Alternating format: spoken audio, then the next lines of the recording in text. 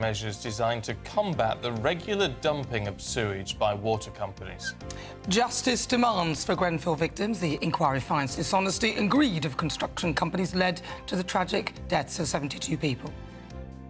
Priti Patel is out. The former Home Secretary eliminated from the Tory leadership contest in the first round of voting by MPs. A royal war of words reports Prince Harry won't return unless Prince William apologises, but would help out if the King asks. And are we a soft touch on migrants illegally crossing the Channel? We'll debate that later. And in the sport this morning, Jack Draper powered past Alex de Minaur in straight sets to become Britain's first male US Open semi-finalist since Andy Murray won it in 2012. There are 9 English players nominated for the Ballon d'Or out of the 30, and the rerun of the Olympic 1500 metres happens tonight in Zurich. Big contrast in the weather across the UK during the next couple of days. Some places will see heavy rain, others 25 degrees. Find out where and when in the forecast coming up shortly. It's just gone 6 o'clock. I'm Stephen Dixon. I'm Nana Acquia, and this is GB News Breakfast.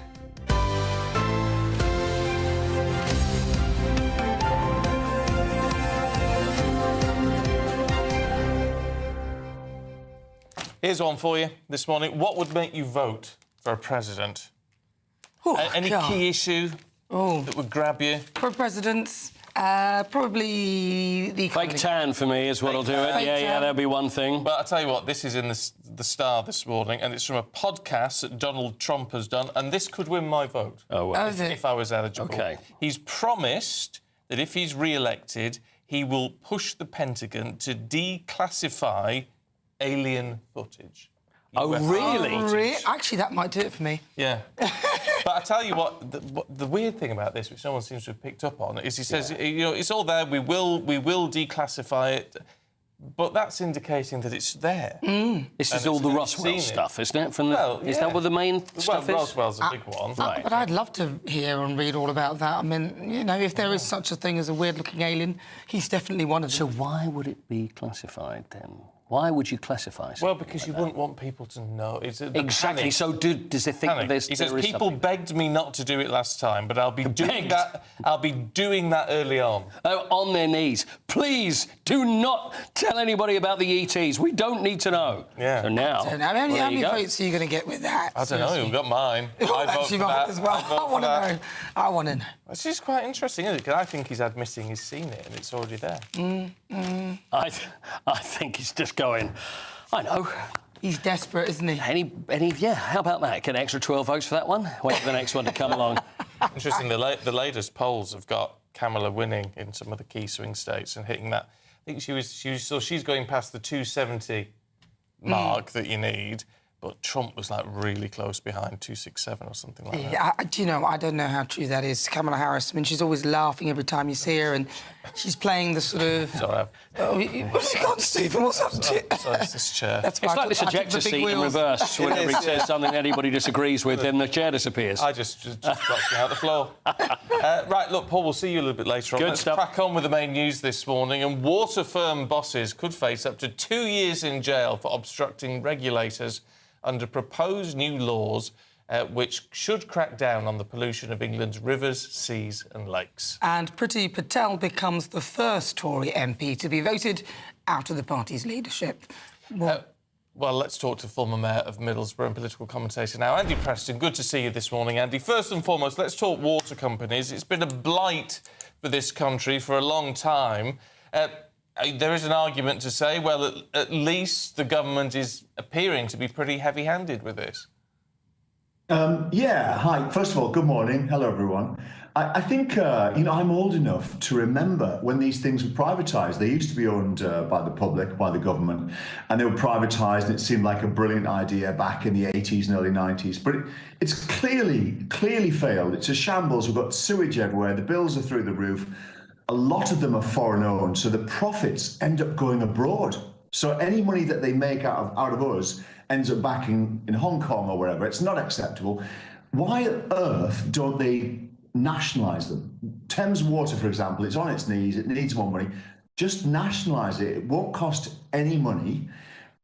better service, retain profits, but most importantly, the public will have confidence that there's fairness. And that's what's wrong with these water companies. There's a sense that they're taking the mick, they're gathering all these profits, stashing them abroad and giving us awful service. It's got to stop. The time for action is now, and I'm pleased that this is a first step. But Andy, I mean, that sounds great that they're going to be fined, potentially put in prison. Don't they factor in the fines anyway? So it just doesn't really make any sense. The government could go a lot further. Why are they not going a lot further? I mean, even you're saying they should be nationalised. Most people would say they should be. Doesn't make any sense. Why haven't the government gone any further than just this? Hi, Nana. It's bizarre. It's unthinkable, especially when you think about a centre-left government that is minded to nationalise where they can. We all believed in, I think most of us believed in, extra taxes on the oil companies. We believe in state intervention. We want to see free enterprise flourish, but we want to see dodgy companies punished, and we want to see them pay a lot of tax. So step in, for goodness sake. This government should be bolder. The last one, messed around and hardly took action. We need really strong action. And I'm certain, by the way, this will end in nationalisation, whether it's 3 years or 5 years down the line. So just do it now. Get it over and done with. The public are behind you, and I'm sure it would boost Keir Starmer's and Labour's opinion polls. A lot of people may say nationalisation, renationalisation is not a bad idea. You said it costs nothing. I mean, some of the estimates out there ranging from 14.7 billion, this is from the University of Greenwich, to 90 billion pounds if company debts are included. Actually, it's going to cost us, the taxpayer, an awful lot of money. Hi, Stephen. Well, actually, it depends how you do it, doesn't it? So Thames Water's on its knees and it needs help. And the governments can do pretty much whatever they want. They can literally make their own laws. So in the case of Thames Water, that can be acquired. There's no legal obligation to repay off the company's debts. Just bring it back under public control. I think governments are sometimes scared of rattling the markets. They're scared of being seen to be too interventionist in case it scares off other investment. But this isn't a government dabbling in private businesses that make chocolate or sell shoes. This is a utility that is filling our streets and beaches with sewage. Nobody in the investment community would think this was a bizarre or unfair act or be fearful of our government. They've got to do it. They don't have to spend money. Let's do it now. You think they would. Look, these fines, hundreds of millions of pounds, aren't really worth very much at all, are they? I mean, if it were me, I would actually fine the water companies their actual value, if I were the government, and then make them drink a cup of their own water from presumably Lake Windermere or somewhere where they've just recently had a leak. I mean, look, it's really awful. What is, if so, what happens is that they are fined, what are the promises will they be forced to comply with? Because that's what we've got at the moment, that's what the government are offering. Yeah. I think what we're going to head to is just this woolly situation where they're agreeing to this and agreeing to that. And this stuff, at worst, would end up in the courts with, I don't know if we'll talk about Grenfell, but the 7.5 years to get to this point with years of legal action ahead. It's just not enough, talking about new rules and you have to do this and you have to do that. It's going to be fought out and argued about for years and years to come. We need much stronger action. We need it now. Let's talk. Well, as the government ploughs on with whatever it's doing with this, let's have a look, should we, at the official opposition, which is obviously a complete shambles at the moment. Priti Patel out of the leadership race. What do you make of that? I think it's quite an interesting move when you appreciate how popular she is actually with the grassroots. Yeah, absolutely, and that you've hit the nail on the head there, isn't it? There's the disparity between the grassroots and the MPs, and what's going on with the MPs is the manoeuvring to try and get, make sure Robert Jenrick, I think, with a lot of them, is in the last two. James Cleverly surprised us all. I mean, the thing about this election, this leadership election, is it's dragging on and on and on, and it is a shambles. The party's a shambles, but it's making the country a shambles. The official opposition is effectively leaderless, isn't it? And it's going to be for the next 2 months. And that's not good enough. Their job is to come up with ideas, hold the government to account. And that's not happening. This is not good enough. But to answer your question, I think Priti Patel is just too tied to the past in the public's mind. Not the Tory membership necessarily or the MPs, but to the man and woman in the street, Priti Patel is tied with all of the prime ministers we've had over the last 4 or 5 years and just wouldn't make the Tory party electable. Isn't this the problem that they've had throughout? Like, for the last 2 years, they kept talking to each other, navel-gazing and arguing. Here they are again. Who do you think would be the best person to lead the party? Oh, good question. So I don't think any of them inspire me at all, I'm afraid to say. I'm not a Tory member. I have no vote, but I want to see a strong Tory party. I've got 2 thoughts here. First of all, I think in terms of rousing the party membership, getting people out in the streets leafleting, and leading a really fierce House of Commons, and what I mean by that is challenging the Prime Minister, holding him to account, really making him sweat and shake. Kemi Badenoch is the one for that. She is combative, aggressive. I think she's too pugilistic, and I think that she will be disruptive within the party and alienate people, but she will put the fear of God into Labour. I think longer term, somebody like Robert Jenrick's got an authenticity about him. Some people roll their eyes when I say that. I don't agree with many of the things he says, but I think he's the genuine article who will tell you what he thinks. And I think it comes down to those 2. I think the public would warm to Kemi more, but I think Jenrick would unite the party better.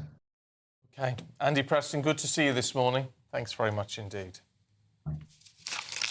Now, US prosecutors are pushing ahead with their case against Donald Trump for his alleged efforts to overturn his 2020 election defeat. Now, Trump had previously pled not guilty to 4 charges accusing him of a multi-part conspiracy to block the collection and certification of the election results. Let's talk to political analyst Eric Ham, who's in Washington, D.C. for us this morning. Eric, always good to see you. Is this going to go anywhere? Not likely between now and the election. We know that this is a case that has been slowly, grindingly moving through the court system. It's been almost a year now, and many thought that this case was pretty much dead in the water when the Supreme Court ruled in its immunity on this issue. Now we see that the special counsel has actually gone and got another indictment bringing the exact same 4 charges. And now the judge has to decide if, in fact, these new charges actually meet the standards of the Supreme Court. And of course, we know that Donald Trump will be expected to actually appeal if, in fact, the judge decides that this case can actually stand before trial. Now, how is Trump doing? Because people are saying that he is trailing Kamala Harris in the swing states now and that she is edging ahead. Is there much truth to this? And if so, what are your thoughts on what he needs to do to try and make up that difference?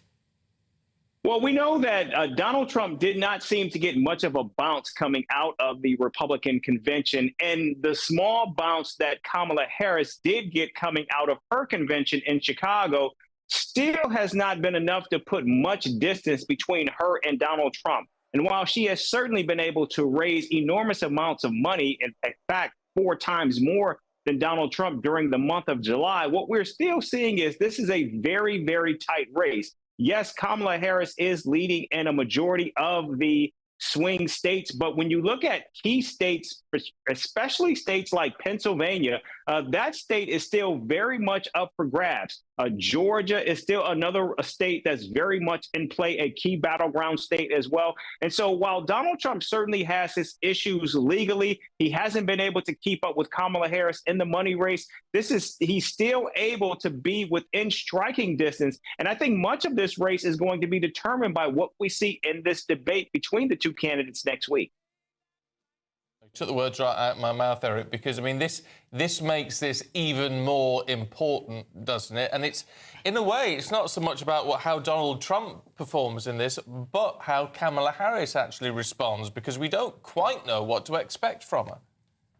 You know, you're absolutely right. Just like during the debate between Donald Trump and Joe Biden, all eyes were on Joe Biden because we knew that his age would perhaps be an issue, and people were watching to see if, in fact, he could actually withstand the onslaught that would come from Donald Trump. Clearly, he wasn't able to do so. Kamala Harris hasn't had a debate in 4 years. And while she's only had that one sit down with the press, many people will be watching to see how she will actually handle this, not only the debate, but the ability to go off script. And so I think that's still a very, very high hurdle that she's going to have to overcome next week. But if she does, I do believe that there could be, emphasis on could be, a glide path for her to win election in November.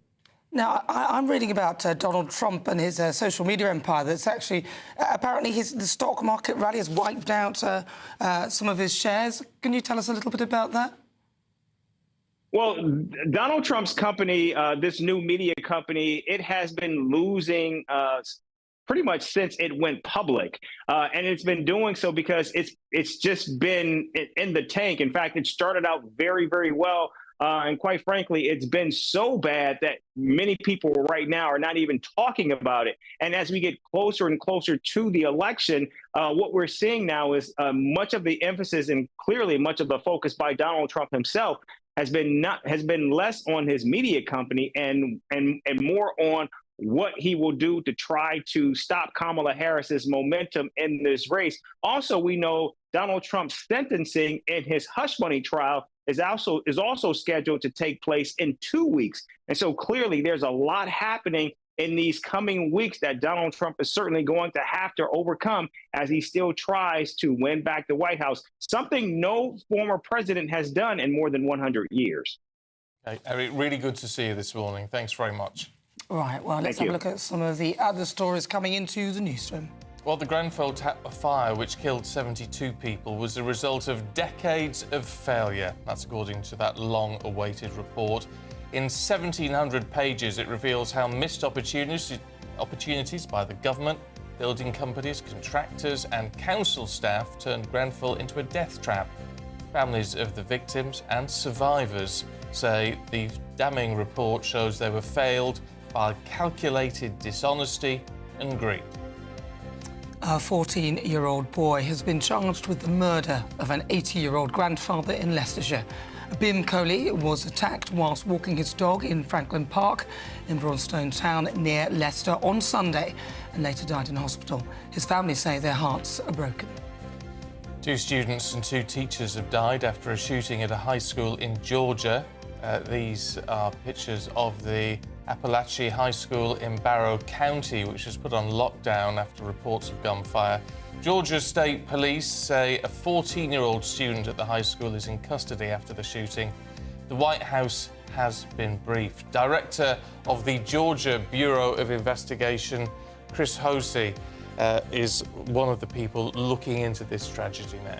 And Oasis have announced 2 additional shows at Wembley next year after their tour sold out over the weekend. The band has promised a staggered invitation-only ballot process, which will open first to fans who missed out on tickets in the initial sale. And they also addressed the controversy over the initial release after dynamic pricing saw fans pay significantly more than they were expecting. The band said that they didn't know dynamic pricing was going to be used.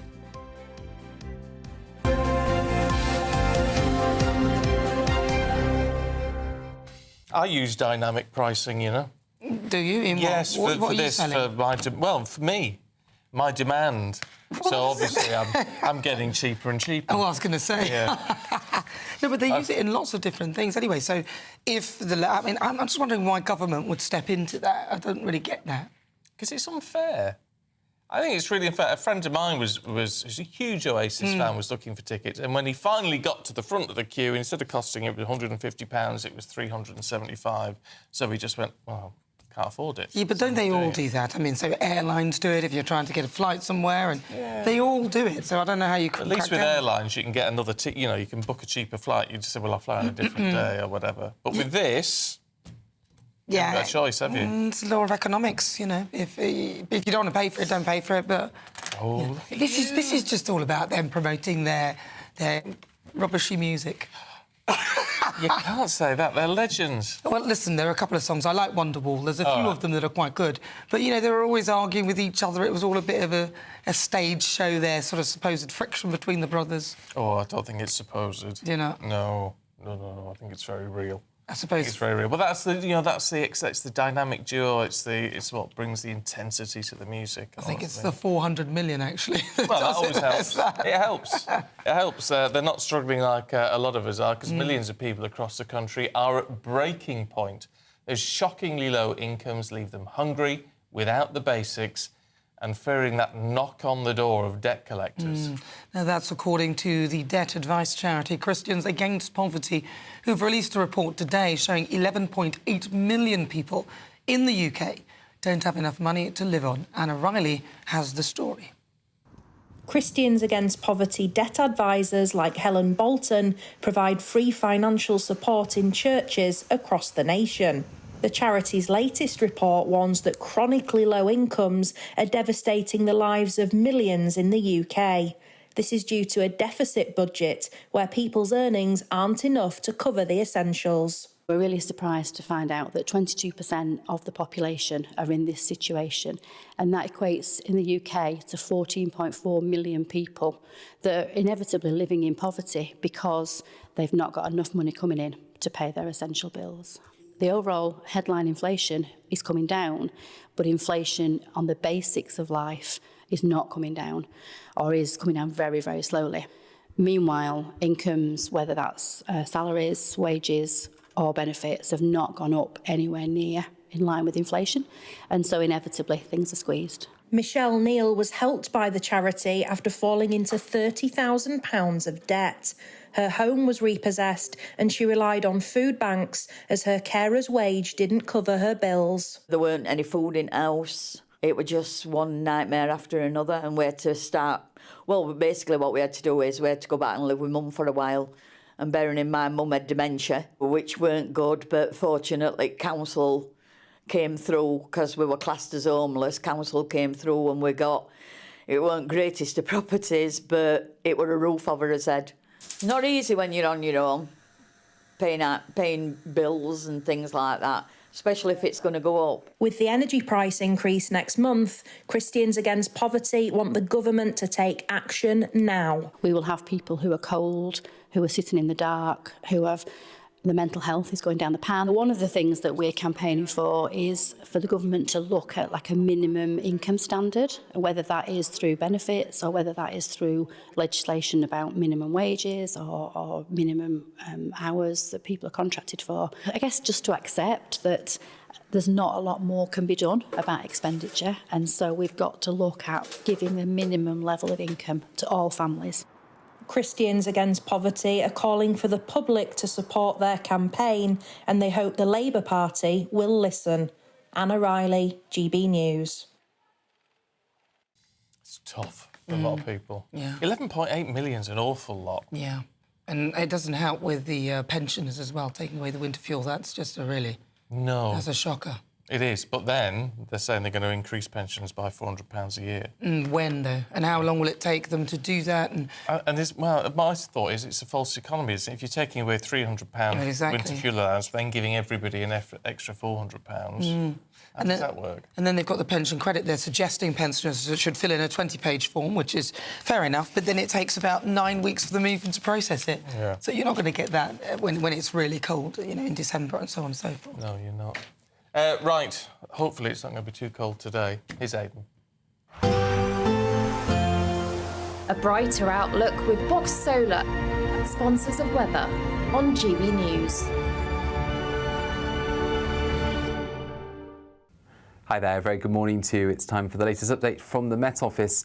Heavy rain in the south today, but mostly fine elsewhere, with increasingly warm spells of sunshine towards the northwest. It will feel over the next couple of days like summer has finally arrived in Western Scotland, Northern Ireland, northwest England. That's where the best of the sunshine will be, with temperatures rising as a result.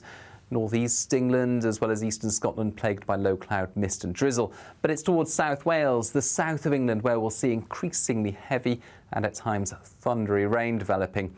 Yellow warning in force because that rain's going to accumulate 50 to 100 millimetres each day through Thursday and into Friday.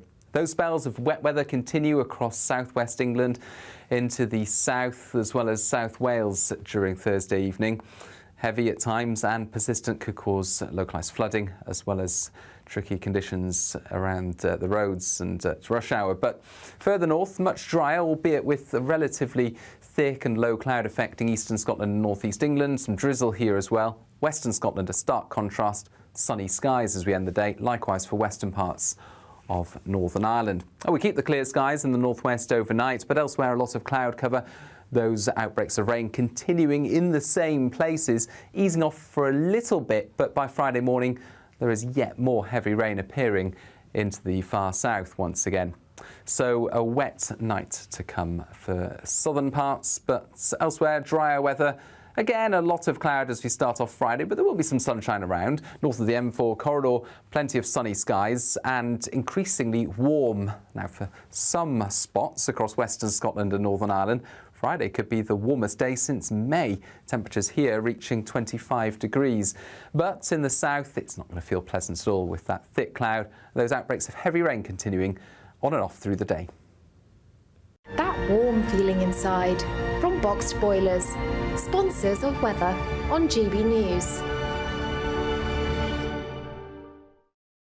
Now, the Great British Giveaway keeps getting bigger and bigger, and our latest is the biggest yet. How would you like to win £36,000 in tax-free cash? That's like having an extra £3,000 a month in your bank account for an entire year. Here's how you could do that. And good luck.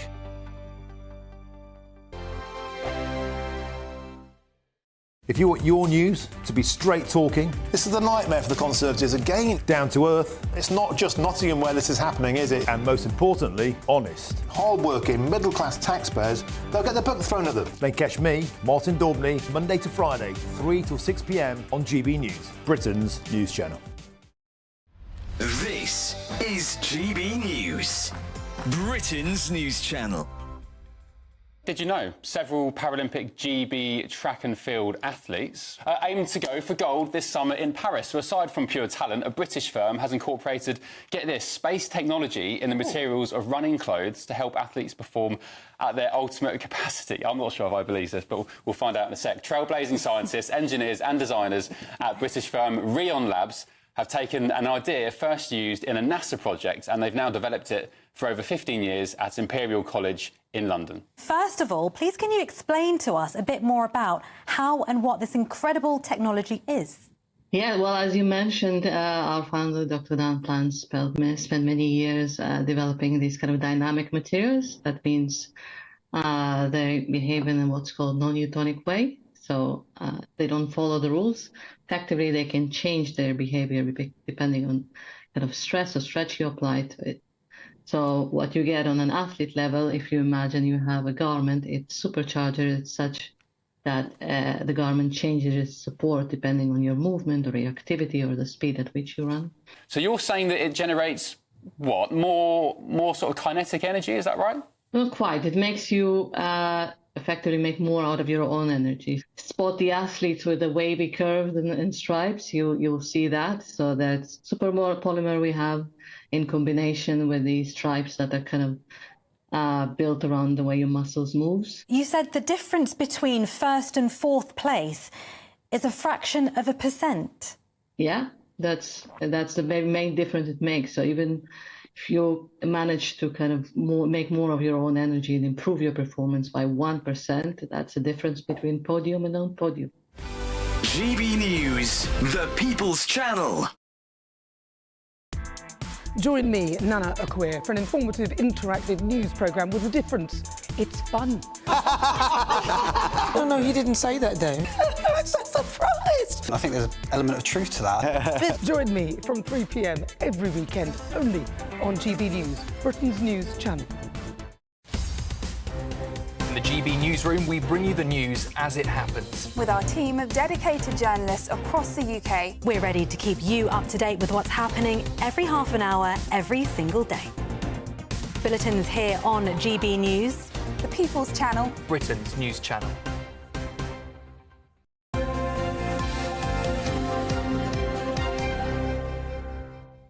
6:31. Paul's here with the sport. Good morning. Good morning. Can we have a look at Jack Draper? Yes, I'm very excited about this. He is our new hero. You know what we're going to do is probably pile so much pressure on him then he's just going to crumble. Well, they always do, though, don't they? Our heroes do that all the time. Because I think, are we the ones that do it? Is because we just put so much pressure on them all the time? I don't think we'll be naming a hillock after him. Well, yes, yes. From hillock to... Yes, that'll be the phrase. Yes. But anyway, there's Jack Draper hiding behind his set. Now, that's him beating Alex de Minaur last night, and he's now into the semi-finals of the US Open. Now, he's not the first Brit to do that since Andy Murray. It's because, of course, Emma Raducanu won the US Open 3 years ago.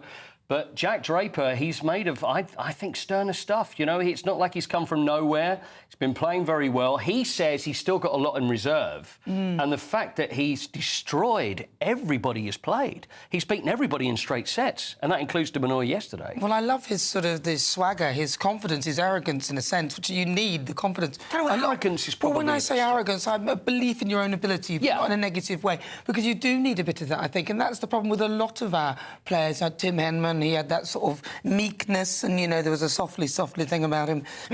Even Andy, even the latest one who's just gone, what's his name, Andy Murray, he had a bit of a... he was quite meek as well. Well, Jack Draper's a bit more I know confident. what you're saying. I believe that there is...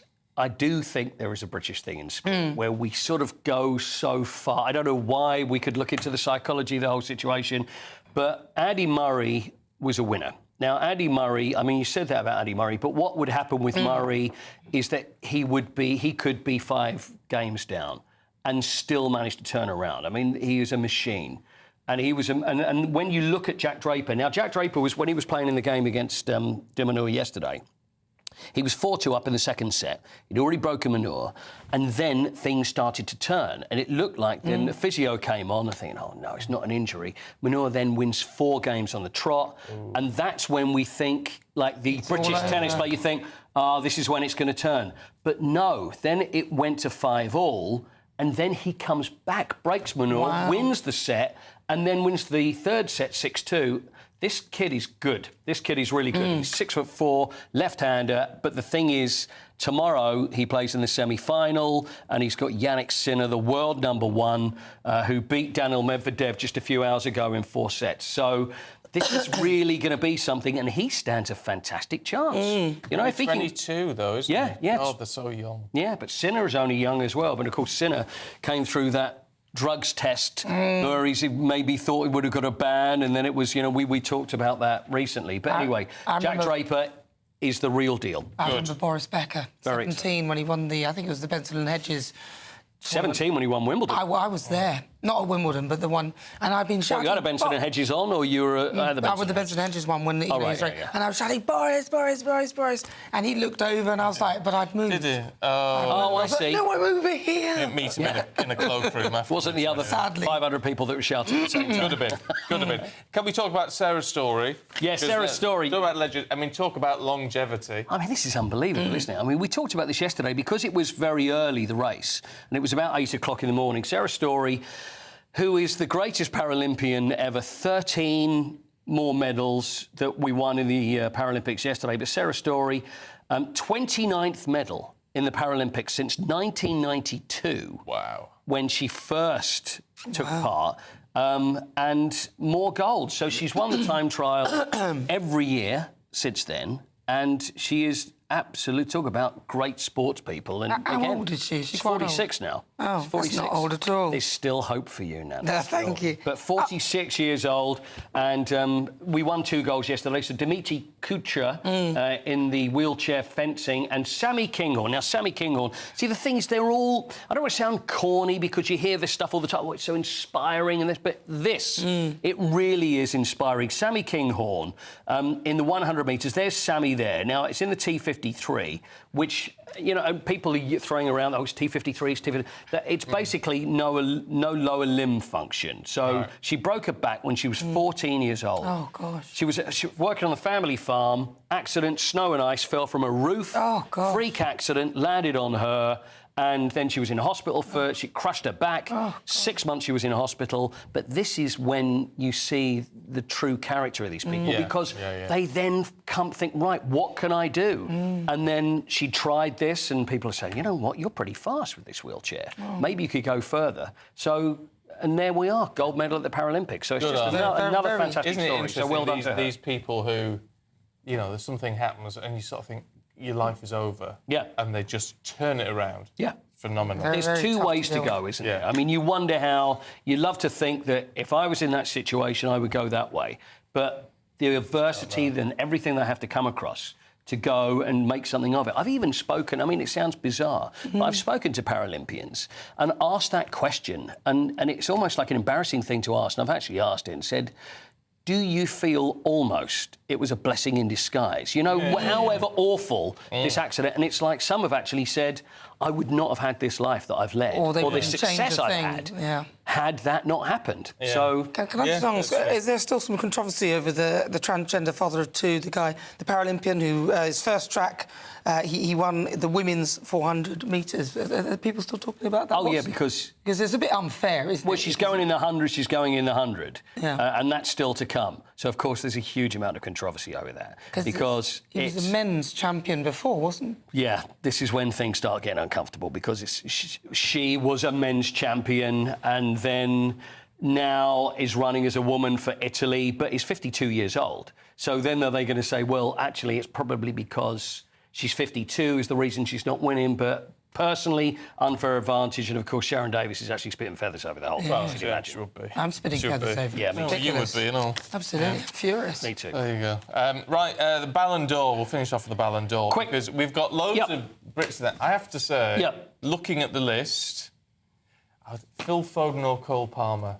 Do you think? I think one of the two. I'd love to agree with you, but when it comes to the Ballon d'Or, this is the world player. Very rarely do we have an English player that will win it. Now, it's always been Messi or Ronaldo. This is the first time in 21 years that Messi or Ronaldo are not in the nominations. There are 30 there. Now, I think the outside bet, if you want a Brit or an English player to win it, it's going to be Jude Bellingham. Because Jude Bellingham is doing so well in Spain. England, OK, wasn't the great success at England, although he did do fairly well. These are the awards last year when Messi won again. But Jude Bellingham, Harry Kane, Declan Rice. Then you've got the Cole Palmers. I think Cole Palmer is he's a great player for the future. He's not going to win the Ballon d'Or this year. Phil Foden, not I think... even for that goal at the Euros. Because, come on. Because it suits us, but everybody else around Europe will be looking at thinking, well... We don't want him to win. How dare the English win? Bukayo Saka's nominated as well. Premier League players. But it's not going to be for a while. But I think if we stand a chance of anybody winning it, Jude Bellingham, I think, is going to be... I'd settle for that. Yeah, take that. I'd settle for that. Take Jude. OK, he's going to get your vote. You may have to change your vote now to Jude Bellingham. All right, we'll see. We'll see. Right, Paul, get off. Thanks very much indeed. See you later. Thank you very much. Always so kind. Paul. I know. Right. Such a charmer you are, really. Clear off. Be quiet. Go away. Shut up. I'm scared of you. No, that's the problem. I will. Right. Still to come, we'll be going through today's papers with social campaigner Winston Davis and political commentator Alice Grant.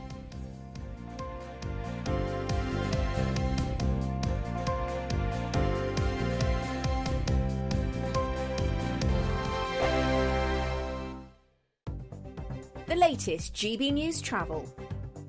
Good morning, I'm Russell Holding. On the A1M in County Durham, there's a lane closed southbound where someone has a puncture between junctions 60 and 59 from Bradbury to Aycliffe in South Yorkshire. It's stage 3 of the men's cycling tour of Britain with road closures in Sheffield until around 3 o'clock this afternoon. The race starts at 11. Train services have been stopped between Weybridge and New Malden, where overnight engineering works have overrun. On the M26 in Kent, it's building on the westbound approach to the M25 because of road works. In West Sussex, the A29 is closed each way between Slindon Common and Houghton because of an accident. In East Sussex, the A23 remains closed along Old Steine towards the Palace Pier in Brighton after an accident yesterday morning. Trains have been stopped between Bournemouth and Southampton Central because of a signalling problem. That's the latest. You can stay up to date throughout the day by visiting our website, gbnews.com. This is GB News, Britain's news channel. Would you have Harry back with open arms? And this is Ian. Hi, Ian. Harry is unfortunately not well. He's an emotional wreck. Ian, you actually took the words out of my mouth. I remember when I was younger, queuing up for hours for West Ham tickets. I'm that sad. But at least I got the ticket. It was my ticket. They knew it was me, and there were no touts involved. It's Forever says Harry can stay away. He was so quick to condemn this country as racist and to trash the Queen and royal family's reputations. He should be banished and his titles removed. He has not earned the right to call himself anything with a royal title. Ooh, passionate. Since moving to the US with Meghan, the American dream has had a number of issues for him, I think it's fair to say. But if Harry was to return, would he be welcome? And could he make it up with William? Look, if Oasis, sorry I said the O word, have done it, can William and Harry? Well, I think it's going to present a lot of challenges. I mean, I've got to be clear here. When it comes to reconciliation, if it's possible, obviously, to mend the rift with William, clearly that is to be welcomed. But as for Harry returning, what precisely would that mean? What precisely would Harry want? Because if it is in any sense a return to royal duties, you really got to be very, very careful with what you're dealing with. As far as the royal family are concerned, for goodness sake, reconciliation, yes, but actual work as a senior working royal is not, in my opinion. So I always think it's quite funny listening to serious people talk seriously about the royals, because it's not that serious, a lot of it. But actually, I think where I'm fascinated by them is that we can sort of see a bit of ourselves as a society and as individuals. GB News, the People's Channel.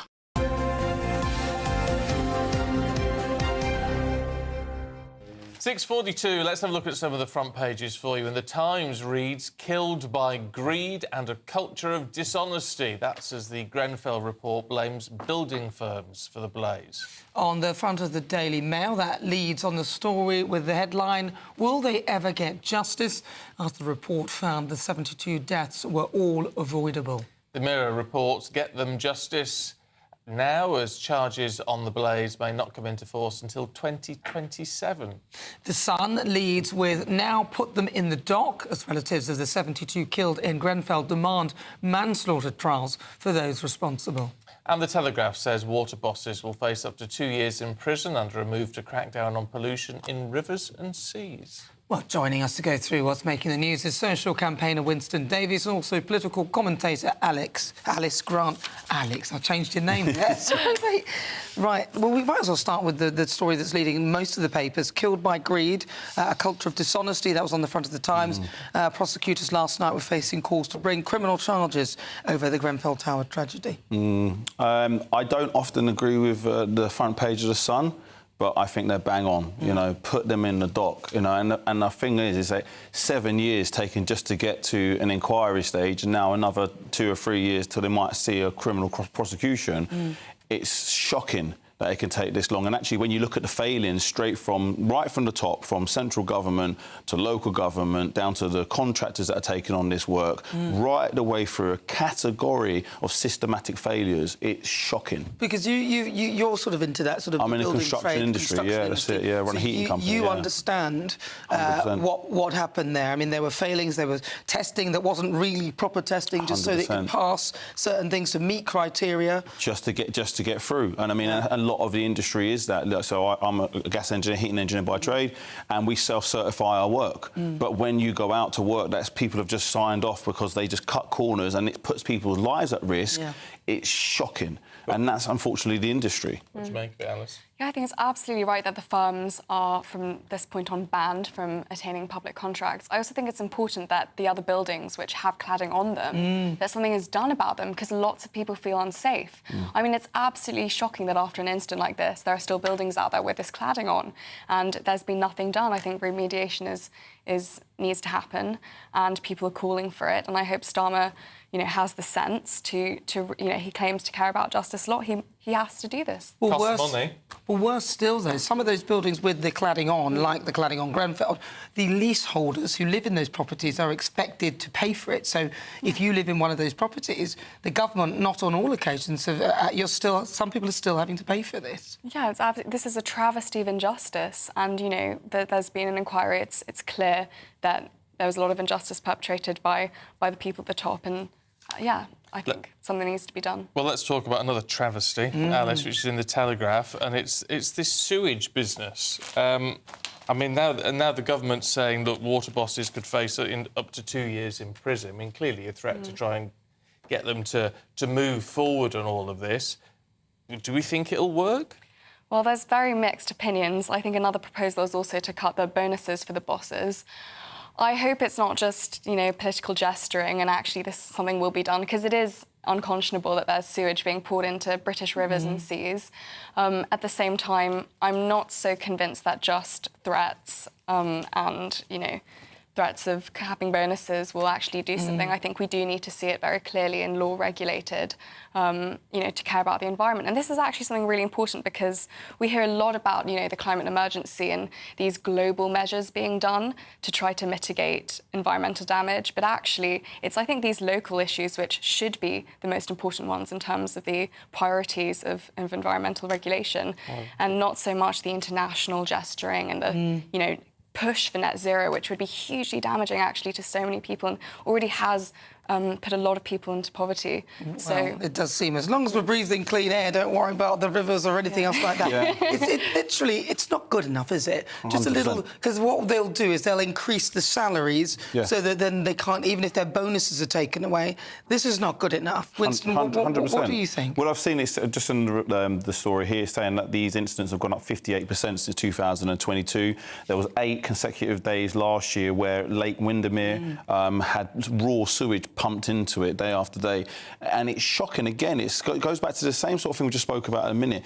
People are profiteering off our misfortune that we're going to suffer. People that are using these lakes, using these waterways, can't use them safely. It's disgusting. It is. Well, it is. It's absolutely shocking. Something needs to be done. I've got to point out before everyone in the Lake District gets in touch. Apologies, I know everyone keeps calling it Lake Windermere. Oh, sorry. No, it's just Windermere. Oh, Windermere. Oh, it's Windermere. It's Windermere. Oh, okay. How many lakes in the Lake District? It's a great pub question quiz. Oh, I haven't got a clue. Oh, 8. 1.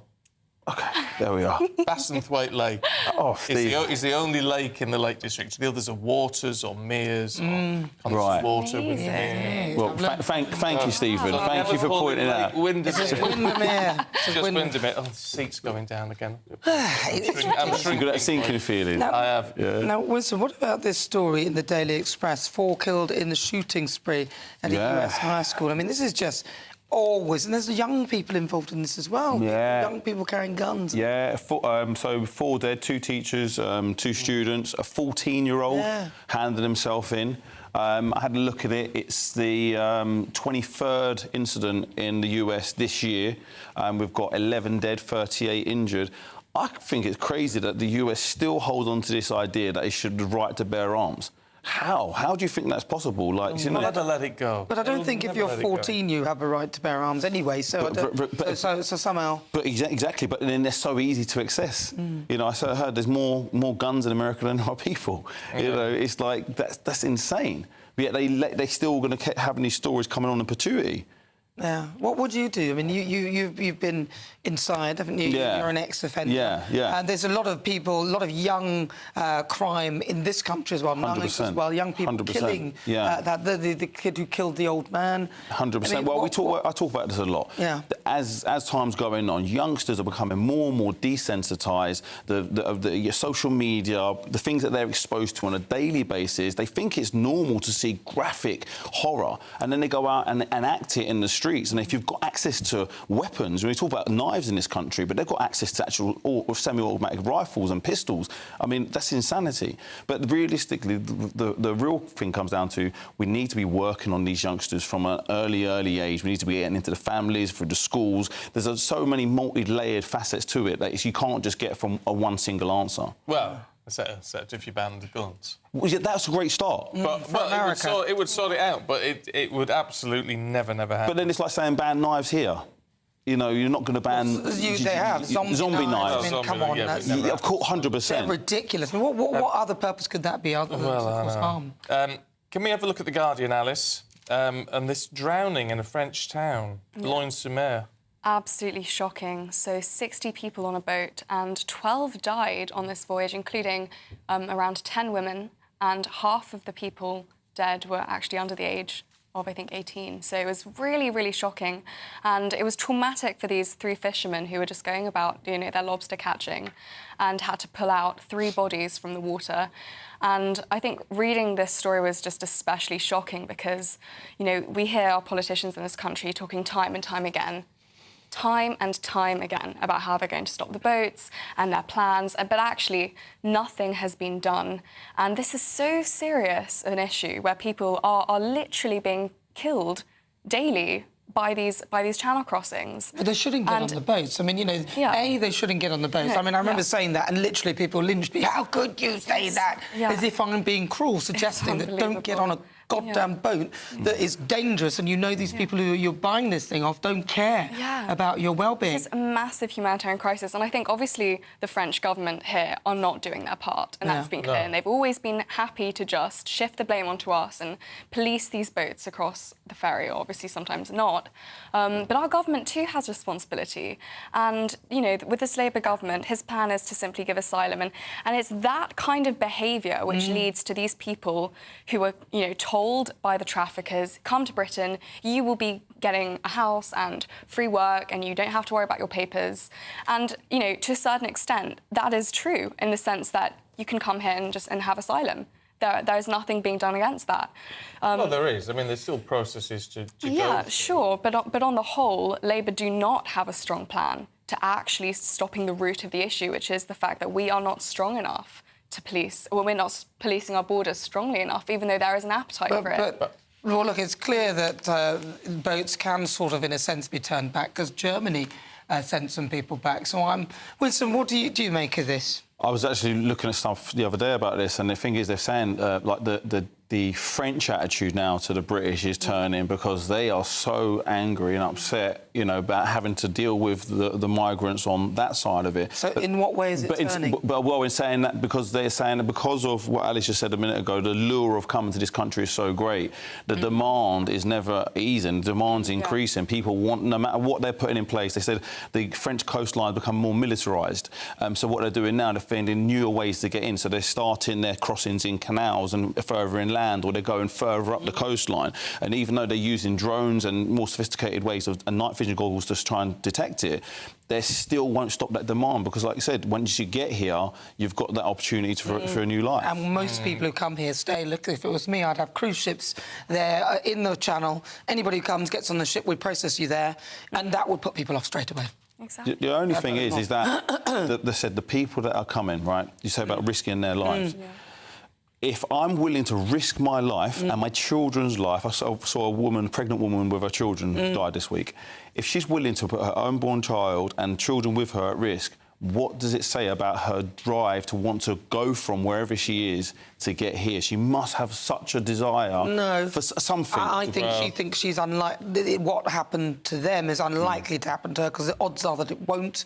Just like when you get on a plane and you think, oh, well, some of them crash, but hopefully not the one I'm in, sort of thing. I bet the percentage of people on these boats is far higher than the percentage of people dying. Well, mostly women, isn't it? We've got to leave it there.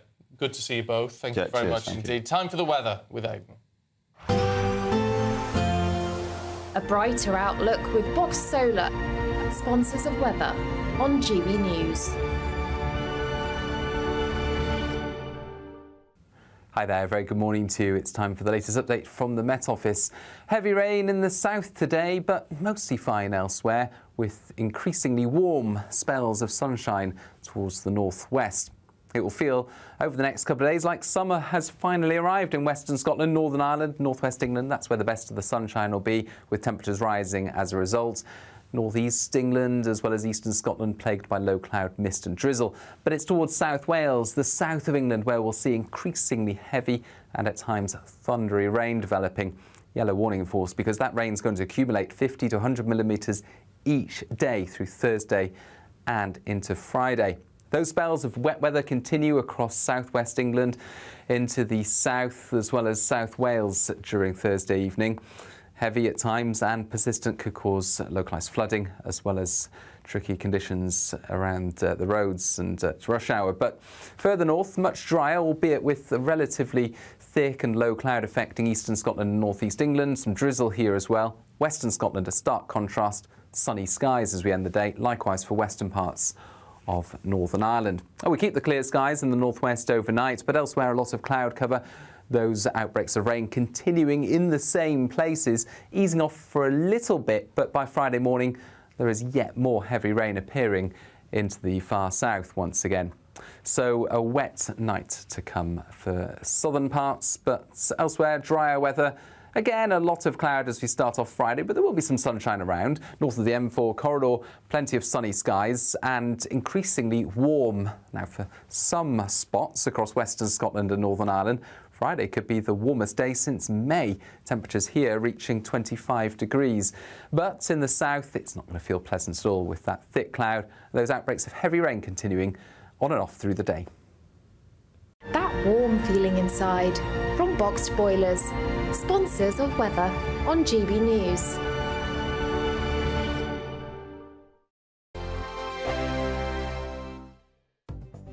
The latest GB News travel.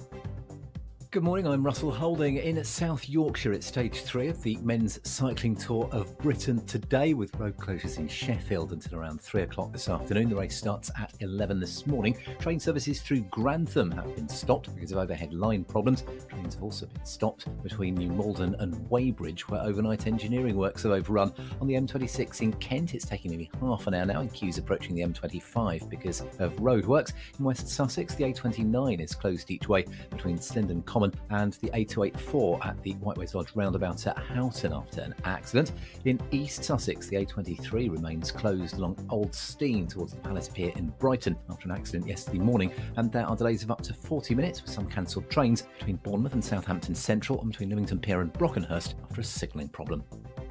You can stay up to date throughout the day by visiting our website gbnews.com.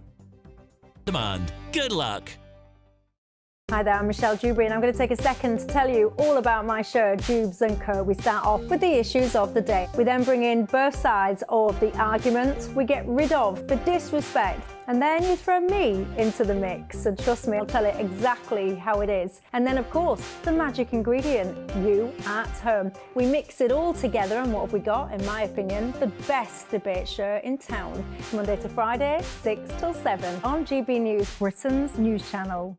Join me, Camilla Tominey, for a frank and honest discussion with those in power that cuts through the spin and gets to the heart of the issues shaping our nation. You haven't confirmed that you want to stand as leader, but you haven't ruled it out either. This report basically says that he's not fit to stand trial. Is he indecisive? Incompetent? I deliver the dose of reality Westminster needs. That's the Camilla Tominey Show at 9:30 every Sunday on GB News, the People's Channel, Britain's news channel.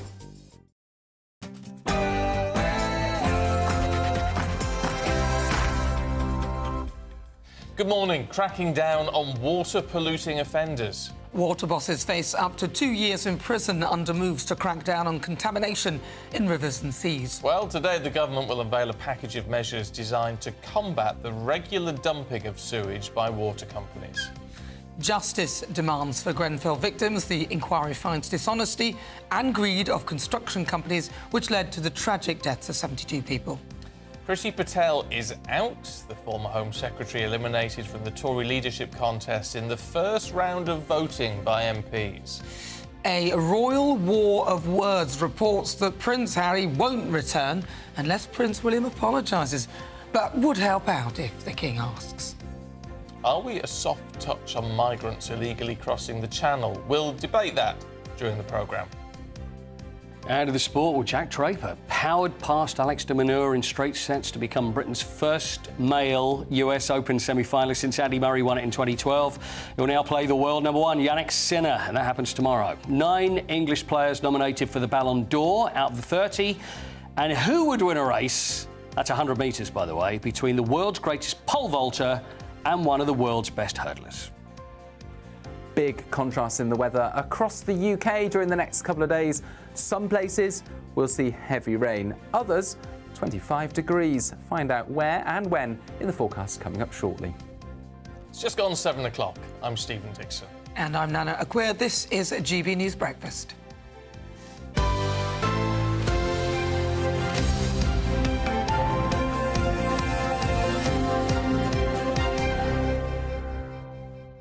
Did you get a lot of sleep last night? I did, actually. I went to bed at 9 o'clock. I never do that. So how many hours did that give you? About 7. About 7. Paul? 7? I was quite grumpy. I was about 9 o'clock and then till 3, so about 6. Usually, I've got one of these sleep apps because I thought I'd do that. 5 hours 45 is usually what I get. Oh, no. 5 hours 45. What about you? No, I didn't sleep very well, but... Is it not? But there's a guy called Daisuke Hori, who sounds and looks Japanese, so he's probably Japanese. He's slept for just 30 minutes a day. Really? For 12 years. And it reckons it doubles your lifespan. Well, it depends how long he was going to live to begin with. He's 253 years old. How old He's is he? trained his body and mind not to feel tired. Oh. As long as you do sport or drink coffee an hour before eating, you stave off drowsiness. And he's founded the Japan Short Sleepers Training Association. So how old is he? How old is he? It doesn't say. I wonder how old he is. He's very, very skinny. Looks a lot older, probably. He's very skinny. But I don't understand that, because don't you need REM sleep to stop yourself going insane? I don't know. The REM is the rapid eye movement thing. That's when you dream. Is that when you dream? OK, because I have You need about 4 hours of weird dreams. And usually, because of the hours that we do, I usually have a nap. So I usually have an hour and a half. But that's when I dream weird stuff. And it just drives me crazy. But I enjoy sleeping. Like, you know, when I go to sleep, sleeping I think, too. this is going to get a bit and have a sleep. Why would you deny yourself of that wonderful pleasure of... Well, if you live twice as long... If you live twice as long... That means more sleep. That means more sleep you can get. Exactly. You know, when people, they go, what are you doing? You know, what are you late? Because I like a laying in the morning. You know, the ridiculous... Most of my career has been ridiculous hours getting up early, whereas I'm not, I wouldn't say, a morning person. You say great. career. Yeah, well, job, whatever you call this thing, whatever. They pay you for this. So... And when people go, oh, you know, but you're missing so much of the day, I think, yeah, but I see it as missing some really nice sleep. Yeah. Is that bad? No, I'm all with you on that one. I need a lot of sleep. I don't need much, but I like the sleep that I get. Are you a trained sleeper, though? Can you sleep on public transport? If I'm tired, yeah. Yeah, you do that? I never use. He doesn't use public transport. I don't use that's public the thing. transport. Oh, yes, of course. Oh, because of the incidents. Because that's right. Yeah. Right. OK. No, I don't use public transport. Are you? I don't. Are you? And it's like no. Look, go on, go away. We'll No, it's not because of that. It's just because I just never get on public transport. Oh, is that right? OK. I don't. I drive everywhere. OK. I was on the bus the other day. It was quite nice. Oh. With my little children, they love being on the bus. Oh, there you go. 2 stops. That's all. Lazy. Right, let's have a look at the world of politics for you this morning. And water firm bosses could face up to 2 years in jail for obstructing regulators under proposed new laws which are meant to crack down on the pollution of our rivers, seas and lakes. And Priti Patel becomes the first Tory MP to be voted out of the party's leadership contest. All right, let's break all that down with our political correspondent, Catherine Forster, who's in Westminster, I'm guessing. Oh, no, you're not. Where are you? Where are you, Catherine? Good morning.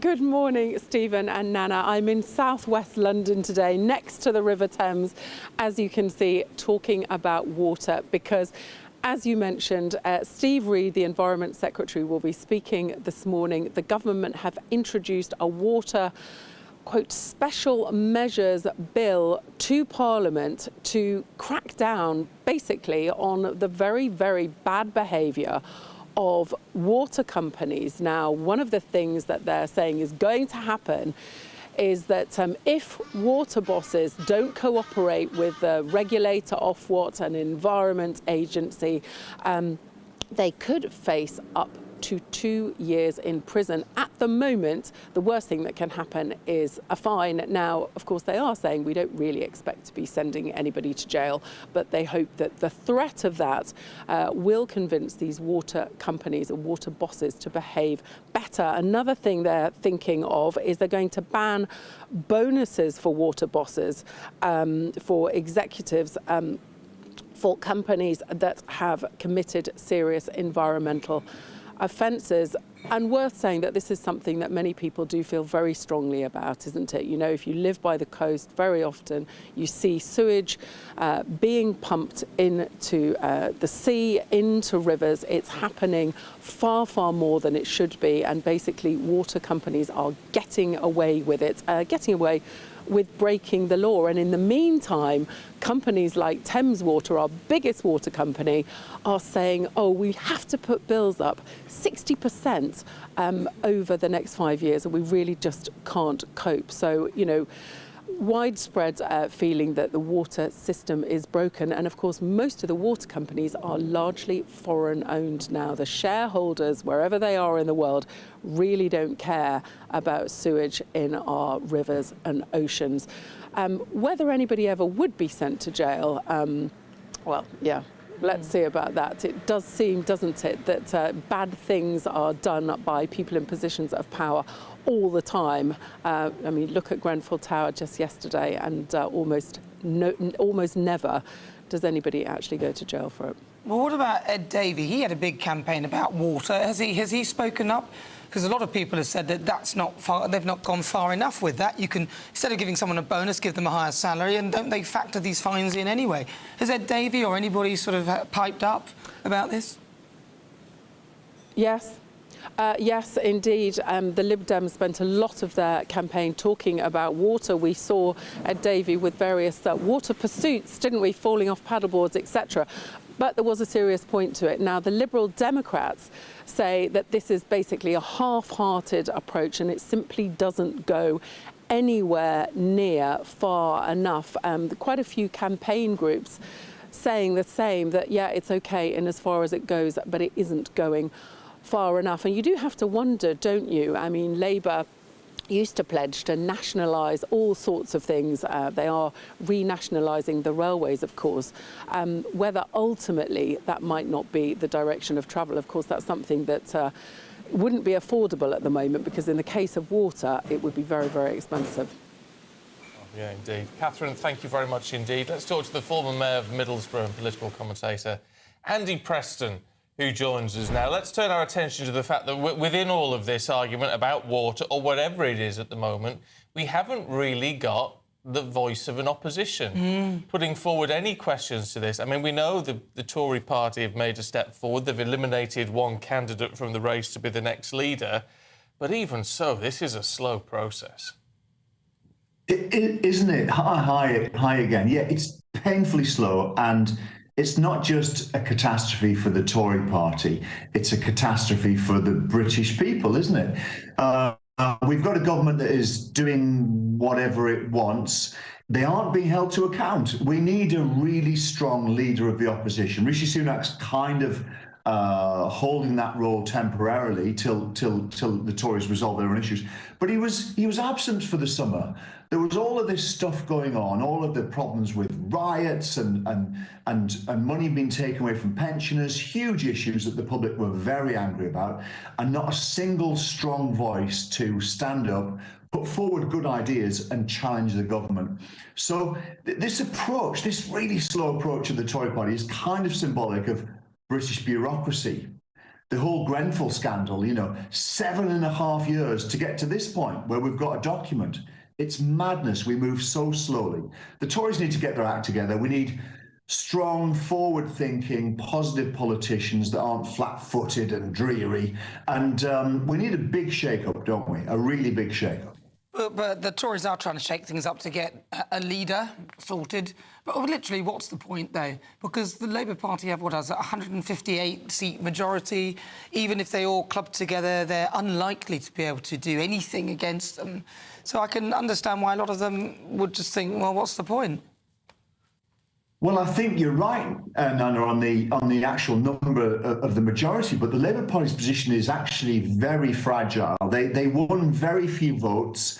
They're polling really badly already. Their honeymoon period lasted about 2 weeks, which is the smallest honeymoon period I've ever seen in politics. So I think the Labour Party are actually very vulnerable. They're very fragile. And while it will be impossible to get them out in the short term, the public is turning on them, and the opportunity for any opposition, whether it's the Tories or some kind of coalition of oppositions, they can really put pressure on sitting MPs with small majorities to turn on their own government. So the opportunity's there, but it needs organisation. And a leadership election for a leader of the official opposition, His Majesty's opposition, that takes months, is ridiculous. And I'm afraid to say, if the Tories can't organise their own leadership election properly, should they really ever be allowed to be in power? Well, to be fair, though, it was a strategic decision, wasn't it? I mean, it can be done much faster. There was an argument to say do it faster, but then you might not get the right person in charge. And the idea of this was, well, we'll take our time. We'll make sure we've got someone who's got some longevity. Yeah, I mean, listen, I take that point, and I do think that things shouldn't be rushed. I think that's true. But this thing started in early July, didn't it? Just after the election, July the 5th or 6th or something. So we're going to end up with 4 months with no official opposition. It's not good enough. It's democratically embarrassing. I mean, people around the world must look at us and think, this is crackers. We need a really strong Tory. Whether you like the Tories or not, we need a very strong Tory leader that holds the government to account. It brings out the best in a government when they're terrified of the opposition. This Labour government couldn't give a monkeys about the Tories at the moment because they're rudderless and directionless.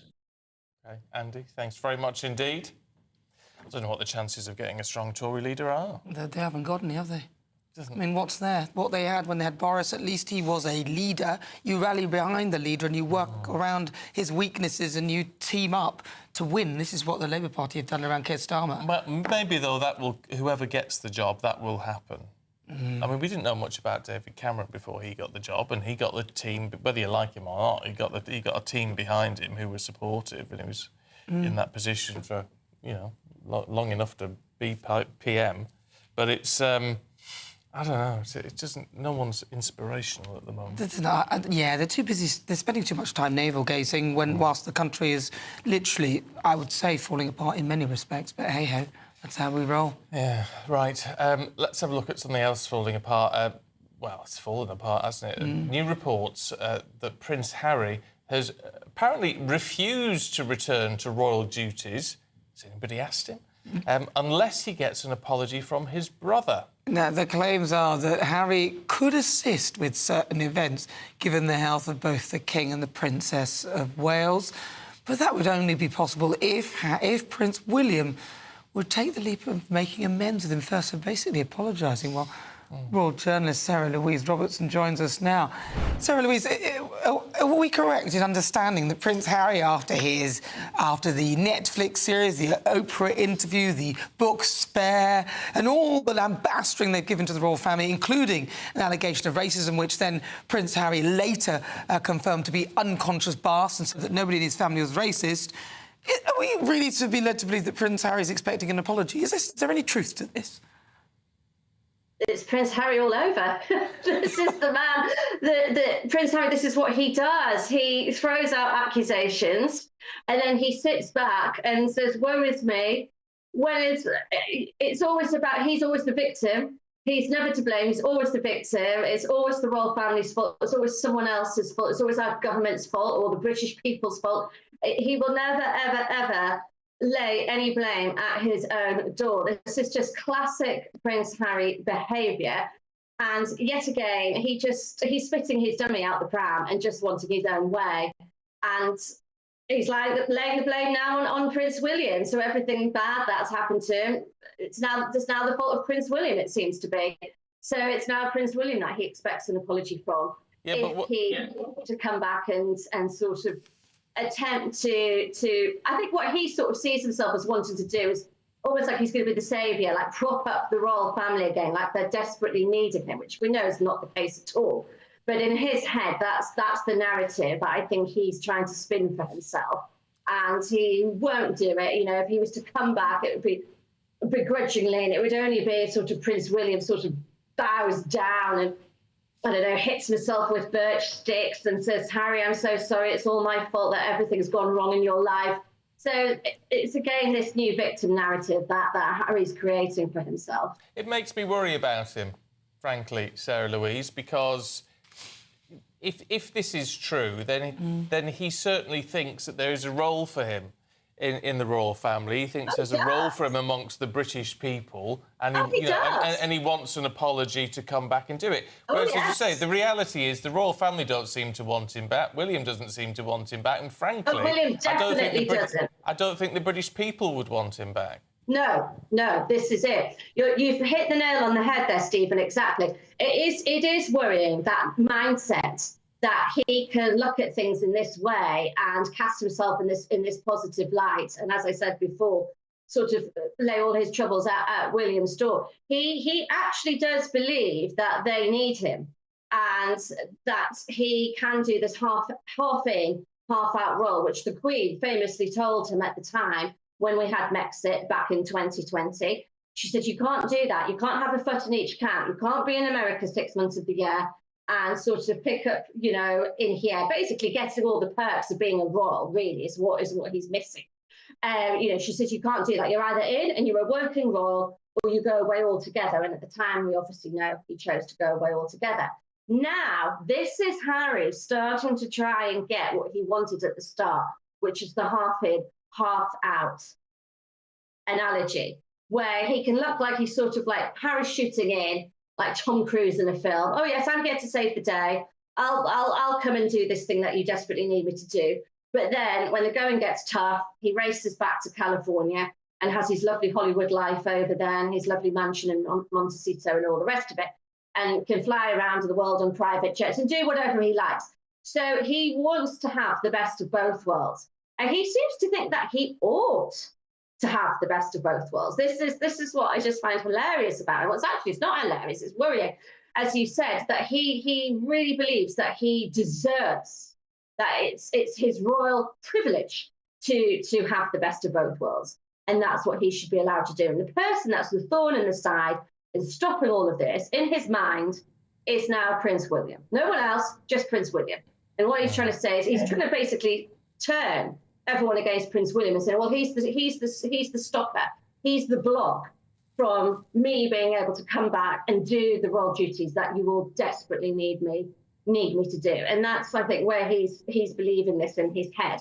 He does miss life, yeah, he does. It's laughable. There's no doubt It's laughable that he doesn't seem to have any empathy towards anybody else apart from himself. No, not. Sarah Robertson, thank you so much, Sarah. Really good to talk to you. She was on a rant there. I could see her. She was away with that. I get on one of those as well. Wind you in, Sarah Louise. Right, let's get the check on the weather for you this morning with Aidan. Looks like things are heating up. Boxed boilers, sponsors of weather on GB News. Hi there, very good morning to you. It's time for the latest update from the Met Office. Heavy rain in the south today, but mostly fine elsewhere, with increasingly warm spells of sunshine towards the northwest. It will feel over the next couple of days like summer has finally arrived in Western Scotland, Northern Ireland, northwest England. That's where the best of the sunshine will be, with temperatures rising as a result. Northeast England as well as eastern Scotland plagued by low cloud, mist and drizzle. But it's towards South Wales, the south of England, where we'll see increasingly heavy and at times thundery rain developing. Yellow warning in force because that rain's going to accumulate 50 to 100 millimetres each day through Thursday and into Friday. Those spells of wet weather continue across southwest England into the south as well as South Wales during Thursday evening. Heavy at times and persistent could cause localised flooding as well as tricky conditions around the roads and rush hour. But further north, much drier, albeit with a relatively thick and low cloud affecting eastern Scotland and northeast England. Some drizzle here as well. Western Scotland, a stark contrast. Sunny skies as we end the day. Likewise for western parts of Northern Ireland. We keep the clear skies in the northwest overnight, but elsewhere a lot of cloud cover. Those outbreaks of rain continuing in the same places, easing off for a little bit, but by Friday morning there is yet more heavy rain appearing into the far south once again. So a wet night to come for southern parts, but elsewhere drier weather. Again, a lot of cloud as we start off Friday, but there will be some sunshine around. North of the M4 corridor, plenty of sunny skies and increasingly warm. Now, for some spots across western Scotland and Northern Ireland, Friday could be the warmest day since May. Temperatures here reaching 25 degrees. But in the south, it's not going to feel pleasant at all with that thick cloud. Those outbreaks of heavy rain continuing on and off through the day. A brighter outlook with Box Solar, sponsors of weather on GB News.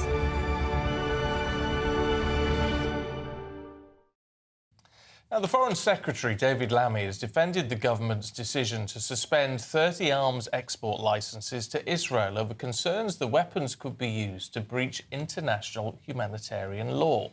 Now, speaking last night, David Lammy urged Israel to agree to a ceasefire deal with Hamas and rejected claims that the United States had been left unhappy by the move. Well, it comes after the Prime Minister insisted the suspension of arms licences was a legal decision, not a policy decision. That's when he was pressed at PMQs yesterday. In the studio, Israel's Special Envoy for the Foreign Minister, Fleur Hassan-Nahum. Good to see you this morning. Thank you. Does the Foreign Secretary have a case, and indeed the Prime Minister have a case, to say, look, we've got to abide by the law on this? It's very weak. The case is very weak. It's not even anything that's been proven. There was an inquiry or an investigation that started, and there's very little, this holds very little legal water. I think experts have said so much about it. And it's not even something that's been done by Israel. It's a suspicion on a suspicion of something that maybe was done but hasn't been proved yet. And so my question is, why is he doing this? First of all, logistically, it really makes no, it's not of significance to us. This war's not going to be decided on these 30 different export licenses. This is not where the majority of Israel's armaments come from. But also, when you look at where Britain exports arms, countries like Qatar, who are propagators of terrorism and of poison and of jihadi Islamism through Al Jazeera, there's no problem with them. They're human rights. There's no problem. They're perfect. They've got billions of dollars of deals with the UK. Just seems to be double standards and pandering maybe to the crazy left-wingers and the Islamists in this country. I don't see who else would be happy with this. Why do you think there's so much pressure? Because exactly as you say, Qatar is about £2.7 billion, actually, that we sell in arms to Qatar, and other parts of Saudi Arabia as well. Other parts of Saudi Arabia we sell loads to, and a lot of them don't subscribe to international law. So if we're quite happy to send arms to people who don't subscribe to international law, why are we complaining about one that does? But do you think, though, that perhaps within everything that you said, that maybe there is another reason and another issue here, and that is that David Lammy is actually just throwing his weight about? Because why would he do this? It makes no sense at all. It doesn't make sense. Even the Times wrote an article saying that it's political posturing, it's performative, because it doesn't make a difference. What's he saying? That he wants Hamas to win this war? But let me tell you something else. A few weeks ago, he did something in my eyes which is worse. He decided to restore funding to UNRWA. UNRWA is a UN organisation that supposedly takes care of Palestinian refugees. So never mind the fact that 4 generations refugees, they've never moved on because of UNRWA's ethos. UNRWA is in charge of the educational system of the Palestinians, which is teaching hatred against Jews, the State of Israel. And it's basically saying the ethos of the education system is one day we're going to kick them all out, let's just be patient and wait and, launch jihad. That is the educational system that the UK, as well as other countries around the world, are funding. And it's stopped. But isn't there an argument in all this? And we understand that, obviously, there are real concerns about what UNRWA has been doing. However, there's an argument, isn't there, to say something has to be done for these people in Gaza who are really suffering and are not getting the help they need?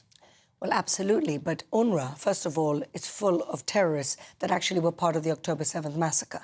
So basically giving money to the Hamas. UNRWA is not the solution. UNRWA is the problem. The problem of UNRWA is that it's perpetually kept Palestinians down. And instead of helping them resettle and, develop communities and develop their own potential, it's basically kept them in perpetual victimhood. And that's why UNRWA is not the solution, it's part of the problem. Maybe other UN groups could be the solution. Maybe other international aid organizations could be the solution. The solution is not UNRWA, which is run by terrorists and supported by the entire world. Well, I mean, some members of them were arrested, weren't they, for what they did? 12 of them were part of the massacre. Part of the massacre. But I'm just wondering why there's not more focus on Hamas and why it's always, Israel. I would like to see them clamping down on Hamas in the same way they are on Israel. But listen, we could talk about this for ages, but unfortunately we don't have enough time to do that. Really good to talk to you. Thank you for having me. Thank you so much. Right, it's a bit of a gear change, but let's tell you about the Great British Giveaway. It gets bigger and bigger, and our biggest one yet is available now. It's £36,000 in tax-free cash. Now, that is like having an extra £3,000 a month in your bank account for an entire year. Here's how that cash could be yours. This is your chance.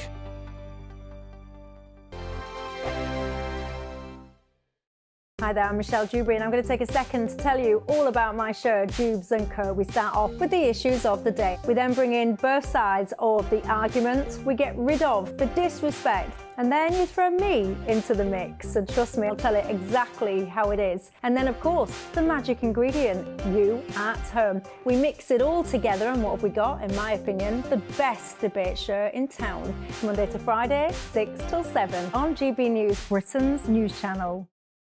It's Patrick Christie's Tonight, and here we do things differently. It's explaining the absolute madness of this, doesn't it? It's explosive. I mean, this is very good. It's lively. 850. Your government sat there, Sean, and he did nothing. It's controversial. And the Middle East has been in turmoil since before I was born. It's everything you need to kickstart your evening. Everyone's had their Weetabix tonight. I love to see it. That's Patrick Christie's Tonight, weeknights from 9 p.m. Only on GB News, the People's Channel, Britain's news channel. Join me, Nana Akwe, for an informative, interactive news programme with a difference. It's fun. No, he didn't say that, though. I'm so surprised. I think there's an element of truth to that. Join me from 3 p.m. every weekend, only on GB News, Britain's news channel. Every Saturday, 10 till 12, we'll bring you all of the news that you need to know. We'll also remind you that there is so much to smile about. It's my favourite time of the week. I get to relax, enjoy some light-hearted stories, and let Ellie teach me about fashion too. That's Saturday Morning Live, every Saturday, 10 till 12. Only on GB News, Britain's news channel. In the GB Newsroom, we bring you the news as it happens. With our team of dedicated journalists across the UK, we're ready to keep you up to date with what's happening every half an hour, every single day. Bulletins here on GB News, the People's Channel, Britain's news channel. I'm Christopher Hope. And I'm Gloria Di Piero, bringing you PMQ's live here on GB News. Whenever Parliament is in session on a Wednesday at midday, we'll bring you live coverage of Prime Minister's questions. We'll be asking our viewers and listeners to submit the questions that they would like to put to the Prime Minister, and we'll put that to our panel of top politicians in our Westminster studio. That's PMQ's live here on GB News, Britain's news channel. Good afternoon, Britain. Your lunchtime update on the stories that matter across the UK. From breaking news and insightful analysis, inspiring stories and lively debates. You're comparing yourself to a former Prime Minister. Which is it? Stay informed, stay updated, stay entertained. I just don't know how anyone would not want to be that. Every weekday from midday. We are Good Afternoon Britain, only on GB News, Britain's news channel.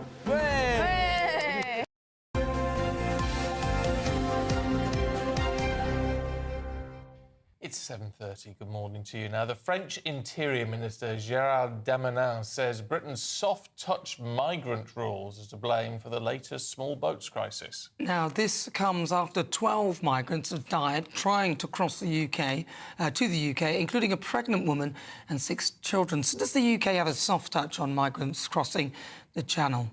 Let's talk to former UKIP leader Neil Hamilton and former Conservative MP Neil Parish. Good to see you both this morning. Neil Hamilton, we're going to have to keep it very formal with 2 Neils on this morning. Neil Hamilton, what do you make of this? Are we a soft touch? Of course we are. That's the pull factor, isn't it? I have to say I wouldn't want to let the French off the hook either, because they could easily stop these boats leaving the shores in Calais or wherever. So we see the French police and the border force of France standing by on the beach whilst the people smugglers carrying on to the dinghies and then send across the channel. But they're absolutely right to say that we are a soft touch, because all these illegal immigrants know that they'll be put in the hotels, they'll be fed and watered, they'll get free mobile phones, they qualify for benefits, and they know nobody ever gets deported. So to stay. So, of course, it's a great pull factor. And we've had a useless government for the last 13 years, and we've an even more useless government now. So there's no end to this until we have a government that's got the will to put a stop to it once and for all, get out of the European Court of Human Rights, which is the big legal block for the success of schemes like Rwanda. And we've got to take charge of our own borders again, which is what people voted for in the referendum back in 2016. Oh, Neil Parris, do you think that getting out of the Convention of Human Rights and all the things that Neil Hamilton is saying are really the answer? Even if we left that, there are countries who are still within it who manage to ignore certain elements of it. Is that really the answer? Yeah, I agree with you, Nana. I think it's too simplistic to say it's just all our fault. I think we cannot deport to many countries, which we need to. I think we are letting the French entirely off the hook. We actually need to be able to have actually more access to the French police, to the French security. We need to get our police and our security forces to help them, along with Germany as well, where a lot of these boats are stored, right through to Turkey. I think, stop actually doing anything about them when they got here is far too late. And so therefore, I think let's not actually beat ourselves up over it. Let's actually get back to the French and say, let's do a lot more about this. Let's actually work much more together. I do agree with Neil Hamilton that the police in France don't always appear to do what we would like them to do to stop the boats. But of course, falling out with the French over this one will not actually stop the migrants. And don't forget, these are people, they are children and women and everybody losing their lives. And so, we do actually need to try and stop them. And these are people traffickers, basically, aren't they? And it's illegal what they're doing. And we do need to stamp it out. So I think, yes, Neil has a point that we can appear to be soft, but that won't stop them coming, I don't think. They are convinced they're going to get here, and they pay a lot of money very often to get here, and then they're drowned in the channel. It is horrendous. So I would say go back to the French and say, right, let's actually sort this out. Let's try and stop them actually getting into those boats, because it'll be safer for them and safer for everyone in the long run, and we won't get as many migrants. And I think, Neil, it's always easy to criticise whatever government in power until you're actually in power to do something about it. And so I think working much more with the Germans, the French and the Belgians to try and stop it, and whether Keir Starmer can actually negotiate any deal to get them back to Europe, because the danger of that is that Europe will want free movement of people. And I don't want to get Neil too wound up this morning, but that is the key to it. Yeah, well, look, I mean, to be fair, Neil Hamilton, I mean, in terms of talking with France and Germany to try and sort something out, that's exactly what the Prime Minister's been doing. That's exactly what the previous government did and got absolutely nowhere. Macron, of course, isn't interested in doing a deal because he's a fully paid-up Europhile and says, no, it's Brussels we want to talk to, not Paris. By the way, the French have got a big problem with the migrants coming across from Italy, and Italy went from France. This is not something which is peculiar just to the English Channel. Within the EU, the so-called Dublin Convention, which says you can send migrants back if they come to your country, is not the first place at which they landed after they've left wherever they are outside the EU. The Dublin Convention doesn't work. So the whole of Europe is actually suffering the same problem, because right across Europe, the elites, will not deal with this problem. Fundamentally, the elites are actually in favour of mass immigration, and this government under Starmer definitely is in favour of mass migration. Labour Party calculates this is where the votes of the future are going to come from for them. They've got no interest whatsoever in controlling migration. The tragedy was that the last Conservative government, which had a real political interest in cracking down on illegal migration, failed to do so because of their obsession with the European Convention on Human Rights, which is an absolute legal block on the Rwanda scheme. Within which set up the Rwanda scheme, there was first of all a right of appeal for every individual on grounds that his was an exceptional case. And if the Home Office then turned them down, they still had a right to a judicial review in the court. And if they failed, they could still go to the European Court of Human Rights. So, until we deal with this, we're never going to be able to send people to third countries. Neil, your mic is cutting in and out, so it's making it quite difficult to hear. Neil Parish, we'll give you 20 seconds to just have a response, because we've got to move on. I just thought it was a bit unfair, because Neil talked a lot and you didn't get your turn. Right, OK, I mean, just to say, really, back to Neil Hamilton, and I think we put far too many eggs in the one basket of Rwanda, and I still repeat, we have got to sort it out the other side of the channel, however difficult it is, and let's actually get to work on that, and then there'll be less people risking their lives coming across and less people being trafficked across the English Channel. OK, Neil Hamilton, Neil Parish, good to see you both. Thanks very much indeed. Right, still to come, Paul Coyett has the sport.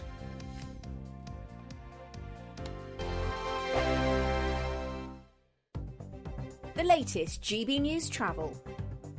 Good morning, I'm Russell Holding. In South Yorkshire, it's stage 3 of the Men's Cycling Tour of Britain today, with road closures in Sheffield until around 3 o'clock this afternoon. In Cambridgeshire, the A14 is partly blocked westbound, just after junction 20 at Ellington, and queues heading away from Huntingdon from junction 21 at Brampton Hut. On the M4 in Berkshire, the inside lane's closed eastbound, where a car's broken down between junctions 10 and 8-9. From Bracknell and Wokingham to Maidenhead, trains have been stopped between Weybridge and New Malden, where overnight engineering works have overrun. On the M26 in Kent, it's taking around 20 minutes in westbound queues approaching the M25 because of roadworks. In West Sussex, the A29 is closed each way between Slindon Common and the Whiteways Lodge roundabout at Houghton after an accident. And in East Sussex, the A23 remains closed towards the Palace Pier in Brighton after an accident yesterday morning. And that's the latest.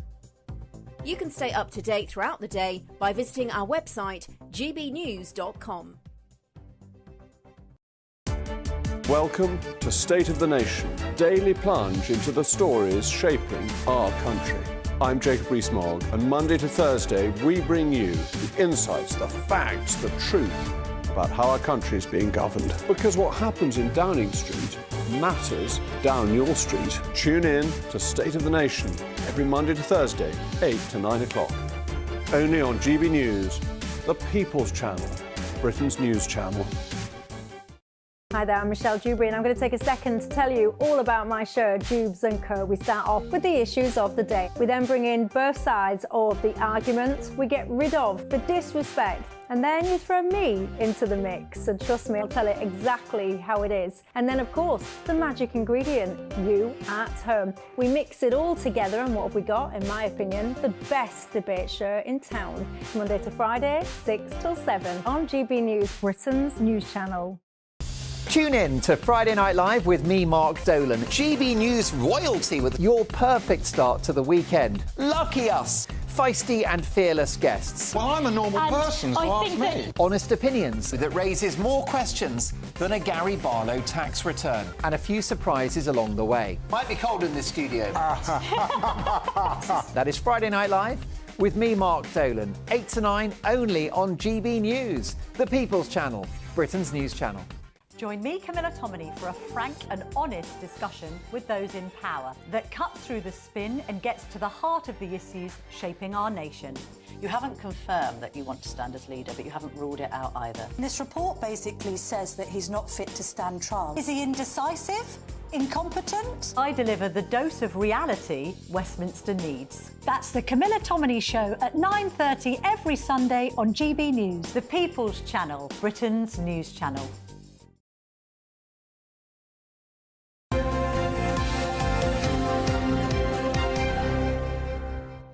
Paul's here. Good morning. Good morning. Let's have a look at Jack Draper, should we? Jack Draper, He's our new tennis hero. Isn't he, Not that we're piling too much pressure on him, but he's the future of British tennis. He's doing really well. He's doing very well. Through to the semi-finals now of the US Open. First time any Brit male has got to the semi-finals since Andy Murray. Let's see him in action. Played last night and against Alex de Minaur. Hopefully we've got a little bit of Jack Draper in action with that winning point. I'm very much hoping that we will see. Anyway, played late last night. He's through in this player, and he goes through now to play tomorrow the world number 1. How exciting. Yannick Sinner. Shall we hear what Jack had to say after the game? Let's hear from Jack.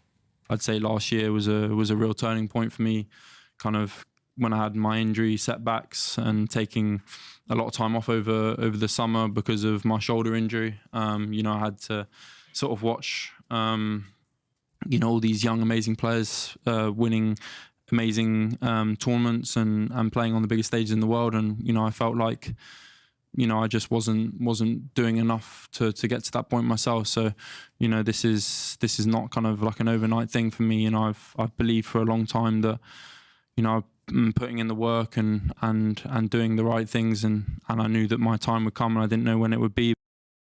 I think that time is now. I do think that time is now because he's playing so well. It's going to be a hell of a game. Yannick Sinner, who is the world number 1, young, Italian. He's the new big star. Draper as well. See, Djokovic got knocked out early. Yeah. All the old boys are on the way, and now here comes the new guard. And yeah, quite Jack like is part of it. Time for a change. Jack is part of it. Yes. Paralympics, where are we in the league table and all that? Well, let's have a look at the league table, shall we? I think we have that. Well, I think we're probably still second, just behind China. We've won more medals, 13 medals.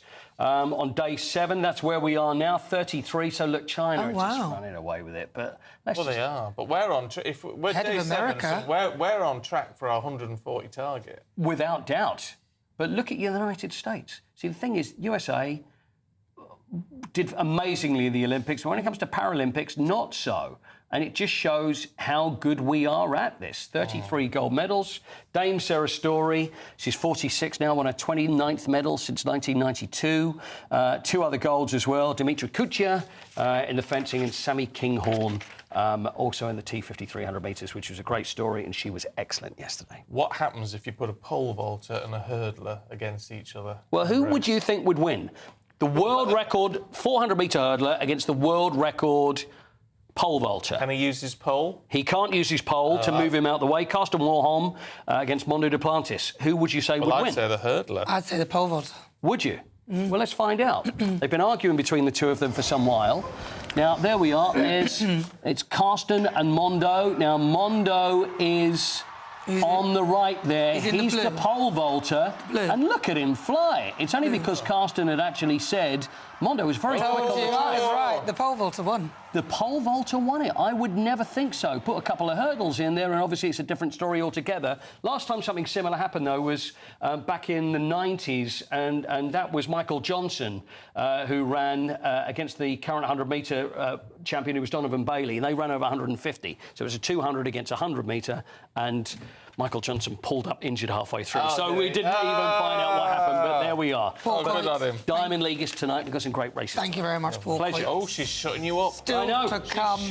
She always does. When it comes to sport, it just drives me crazy. It just doesn't interest me. Right, well, still to come. We'll be going through today's papers with social campaigner Winston Davis and also political commentator Alice Grant.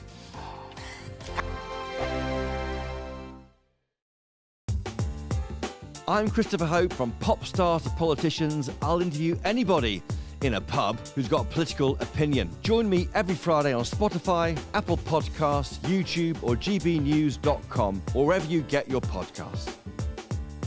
This is GB News, the People's Channel. Good afternoon, Britain. Weekdays from midday.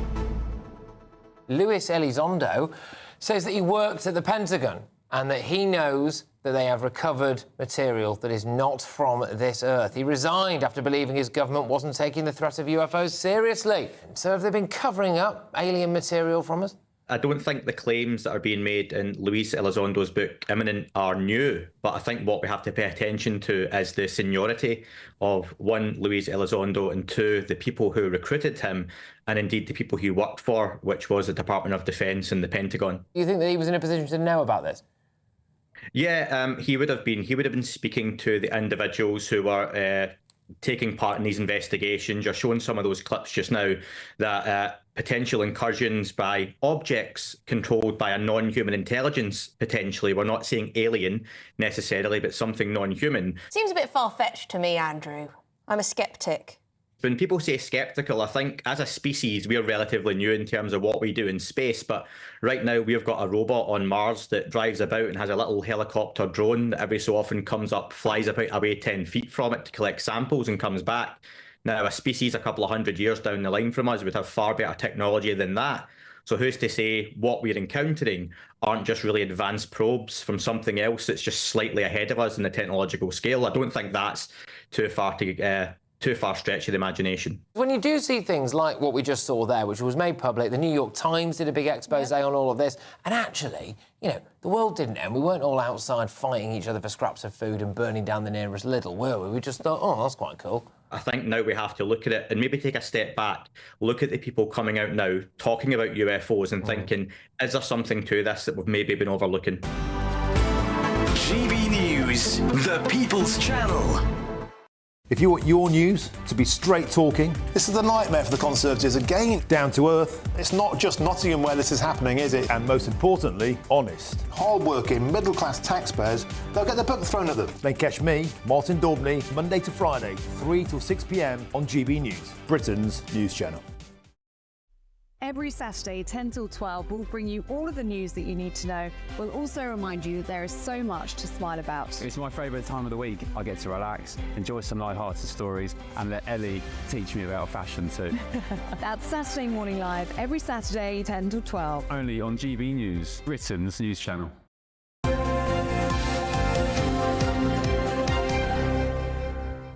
Right, let's see what's in the papers for you this morning. Social campaigner Winston Davies and political commentator Alice Grant are both here. Good morning. Winston, morning. Telegraph. Wes Streeting wants production line surgery hubs. Well, what are they? Well, so production line surgery hubs, these are hubs which are basically isolated from the rest of the hospital. They're ring-fenced for straightforward procedures, such as gynecology, knee replacements, throat procedures, hernia removal, that kind of thing. We actually have 100 of them already. And they want to roll out... Say, this is no news. No, exactly. They want to roll out another 26 by the end of next year. They say that the trusts that are using them have got a 22% increase in being able to get these operations out. Bearing in mind we've got 7 million on the waiting list, it's a drive to get that down. And actually come out of the pandemic. So it's been operating since then as a response to the pandemic. And it's like, I'm a believer in everything for a reason. Obviously, the pandemic's shocking, we don't want it, we didn't want it. But actually now having this, because of the pandemic, we're now using it post-pandemic, which is actually going to help facilitate driving down the waiting list. Right. I mean, fantastic. If you can do it and it works, do you have to get on one of them little conveyor belts? Is it like the generation game? The only thing I'm concerned about, actually, goes back to what we were talking about earlier, is just maintaining quality. Because if they are, sort of not a law unto their own, and they are isolated, and they're doing these quick procedures, how much does it come to getting the job done quickly but properly? No, I get you. Just to be concerned. I get your point, but I'm quite sure the people we've got working there would be doing it right. Well, let's hope. I mean, that's the hope, they spend a lot of money on compensation Mind with you, the NHS, don't they? When you've been in one of these little wards having a small procedure done and the person next to you is having a vasectomy. Oh, goodness. Why have we gone there? Believe you me, you do want to make sure that they're oh, yeah, that's what I'm saying, exactly. Yeah. Well, I mean, there was a story about they removed the wrong organ in one of the hospitals. But that's what I'm saying, because they're not infallible, are they? They're not infallible. Well, as long as they got the backup going. Now, Alice, I want to talk about this one. The government to banish all remaining hereditary peers from the House of Lords in the biggest shake-up of Parliament in a quarter of a century. That's obviously Labour, with their massive majority, were able to pretty much do what they want without being challenged. Nana, you said it, doing what they want, and I think this is the reason. What I want to point to here is constitutional reform and the bigger picture here, because back in the 90s, under Tony Blair, we saw massive changes in form. We saw the House of Lords Act in 99. There was the Human Rights Act in 98. Again, with Gordon Brown, we had Constitutional Reform Act of 2005. The point is that these are massive changes to the British Constitution, which is hundreds and hundreds of years old and built upon hundreds and hundreds of years of common law, the practical justice of common law, enshrining our rights in this country. And, and our institutions have developed because of our long history and tradition.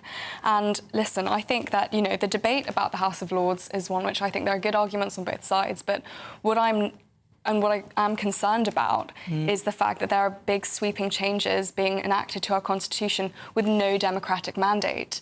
I say that when it comes to constitutional reform, whether it's, joining the EU, which was again also done without any say of the British people, and that was also a massive change to our constitution. I mean, literally superimposing supranational institutions and law over our constitution.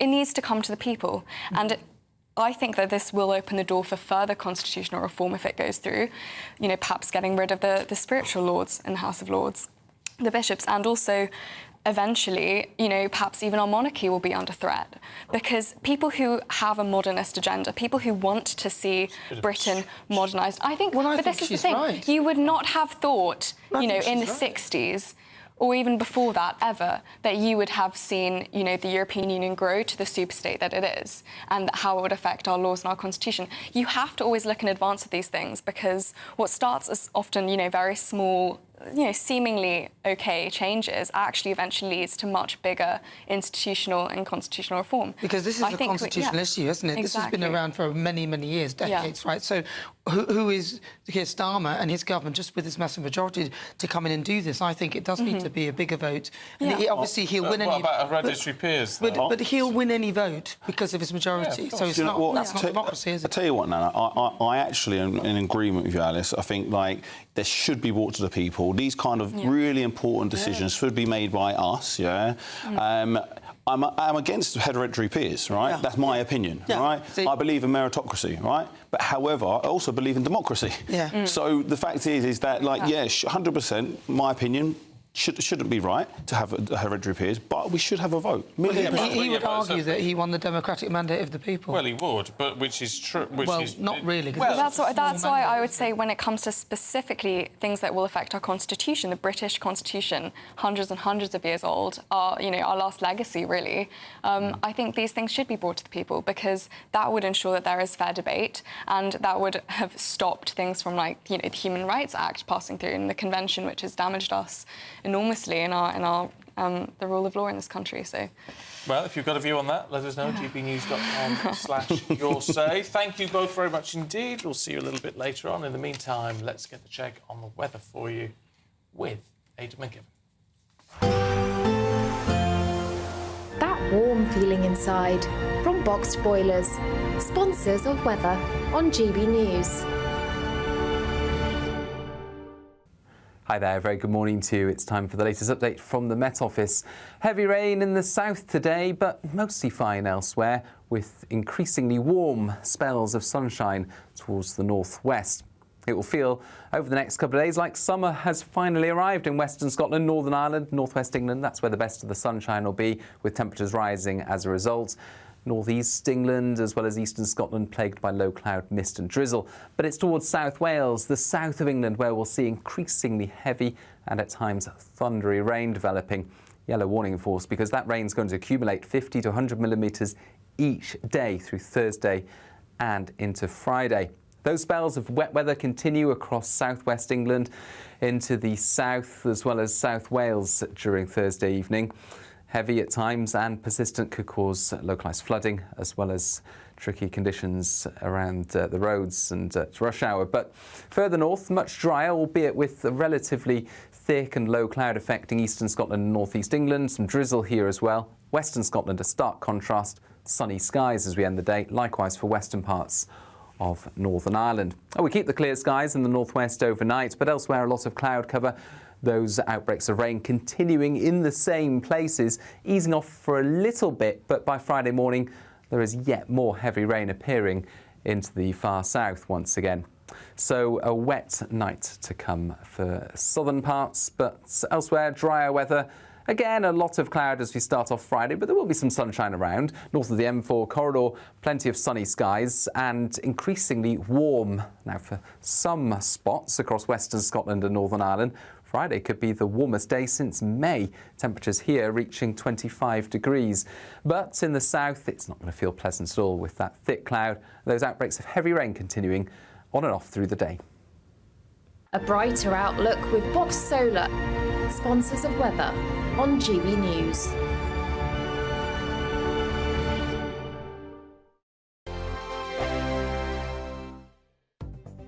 The latest GB News travel.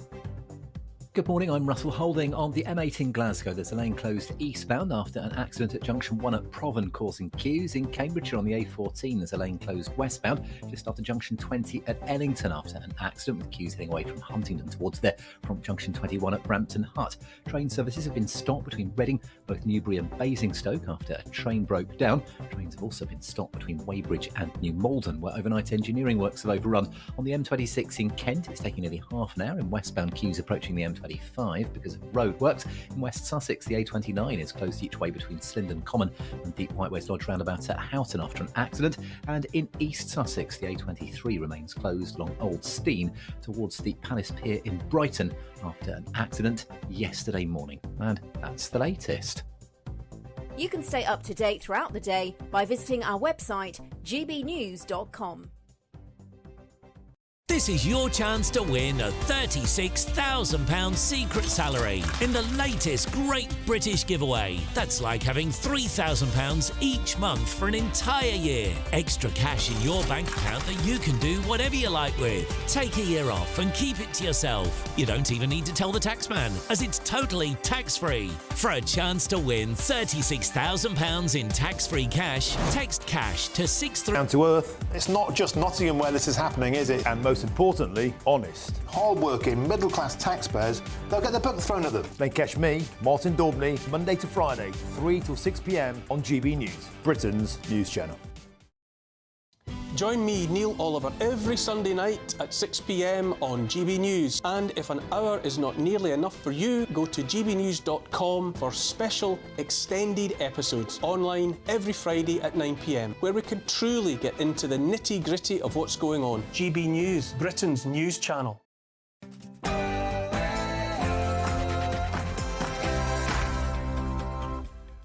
Good morning. Cracking down on water-polluting offenders.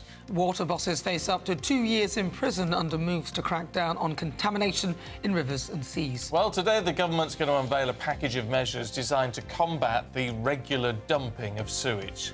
Justice demands for Grenfell victims. The inquiry finds dishonesty and greed of construction companies that led to the tragic death of 72 people.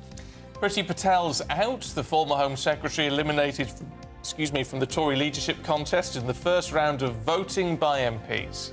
A royal war of words. Reports Prince Harry won't return unless Prince William apologises, but he would help out if the King asks. And in the sport this morning, Jack Draper powered past Alex de Minaur in straight sets to become Britain's first male US Open semi-finalist since Andy Murray won it in 2012. He'll play the world number one, Yannick Sinner, next. 9 English players nominated for the Ballon d'Or out of the 30. And after randomly testing Erling Haaland and Oscar Bob, Norwegian drug testers had 2 strikers on their list that didn't turn up. The excuse? They've been dead for over 30 years. Big contrast in the weather across the UK during the next couple of days. Some places will see heavy rain, others 25 degrees. Find out where and when in the forecast coming up shortly. Just gone 8 o'clock, I'm Stephen Dixon. And I'm Nana Acquia, and this is GB News Breakfast.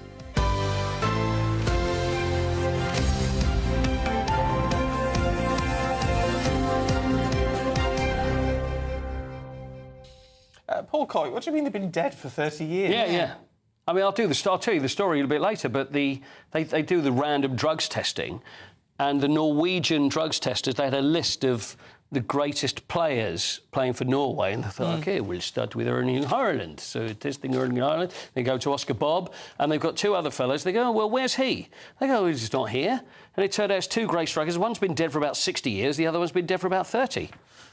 But they were negative, by the way, and they are saying they are. Yeah, I mean they're dead, but they didn't test positive, so everything's absolutely fine. Leslie Elliot's been in touch. You know, we were talking about that surgery conveyor belt for things, and Leslie says knee surgery, is that a small, simple procedure? It's not. I've had my knees done. It's not. Have you? One knee. It depends what you have done, though, doesn't it? Because it's loads of different things, whether it's a patella thing or whether it's ruptured the ACL, they go in keyhole. I mean, it's like a year recovery, but yeah, no, you want to be careful. You've got to do that properly. Sometimes it can disconnect the lot and put like a brand new knee in, can't they? And my dad needs knee surgery. Oh, really? My mum's had hers done, yeah. Is this a gymnastic injury, by the way? No, I was running regular a mum's race at my daughter's nursery and just leapt over the line. It's just so annoying. I've been doing back somersaults and everything, and I just did you win, by the way? Yeah, I did. I won a bag of Haribo. Oh, did you? Congratulations. And a certificate, which I later set farting after I'd been here, because my recovery from my injury was like a year. So it wasn't worth it. OK. So did you make the next year's race? Forget it. OK. Did I? Spoon, Yeah. Stick with that one. See, that's the thing with those parents' races. You know, they take it so seriously. There was one, I swear, turned up with their own blocks. I tell you, it did happen. Turned up with their own blocks. Like, what is this? Yeah, well, I don't know if you're pulling my leg. No, I'm serious. Turned up with their own blocks. Turned up with their own blocks. Yeah, no. Put the blocks on there. Like you've got to be kidding me. No, it's serious. The parents' race at the school. I watch it now and think, I'm not doing that. But they are so competitive, it's actually quite hilarious. But look, lots of you have been in touch. Thomas, with regard to water companies, says, I cannot see Labour nationalising the water companies. They cannot afford it. They've had to pay compensation to all those foreign owners. Well, it fought a group based at the University of Greenwich says 14.7 billion is the sort of lowest figure it would cost us, up to potentially 90 billion if you've included debts. I mean, you've got to pay the shareholders. No, you don't. What you do is you fine the water... Oh, here we go. No, you don't. You fine the water companies. We just lift it off them, do we? No, you fine the water companies pretty much their entire value for the disgrace that they've... for polluting the waterways, and you can buy them back for £1. And you could do that. They could fine them for all the disgraceful sewage dumps. Oh, well, that's good. But what would that do to business confidence in the UK?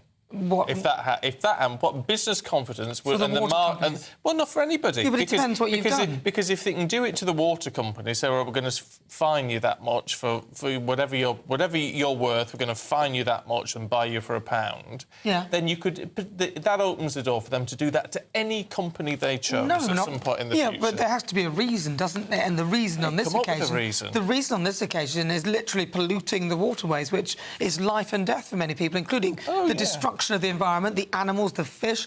It's disgraceful. Well, it is disgraceful. There literally is no amount of money that could repay that. I don't argue the point on that, but if you're going to sort of, in a way, find a way of legally pinch stuff off. You're not legally pinching them. You're fining them for the damage that they have caused to the waterways. And then buying them for £1. Absolutely. They should have done it. They didn't do it. They deserve it. That's what I would do. Yeah. Should we talk about them? Well, we better. It would all go down the... I think it would literally go down the pan. No, I don't think so. At that point. Anyway, we are talking about that because water firm bosses could face up to 2 years in jail for obstructing regulators under proposed new laws which could crack down on the pollution of our rivers, seas and lakes. And Priti Patel becomes the first Tory MP to be voted out of the party's leadership contest. Our political correspondent, Catherine Forster, joins us now from the banks of the Thames. Catherine, good morning to you. I mean, look, everyone's unhappy about this, but is what Labour is proposing, is that going to be enough? Well, that's the question indeed, but they're certainly not hanging around with this. And criminal convictions for water bosses that could follow from this bill, that was the most popular measure with the public in the King's speech. So they know that they've got the public behind them on this. So this water special measures bill that's now going through Parliament, there's a number of things that they say they're going to do to crack down on the water companies who we know are regularly breaking the rules, getting away with it, and we're all paying big water bills for the privilege of sewage in our rivers and the sea. So they're saying potentially up to 2 years in jail for water bosses who don't cooperate with the Environment Agency or Ofwat. They don't really expect to be sending people to jail, it's worth saying. They're just hoping that the threat of it will change their behaviour. A ban on bonuses for executives of companies who've breached the rules, automatic fines for sewage dumping up from £300, we don't know how much to, and other measures too.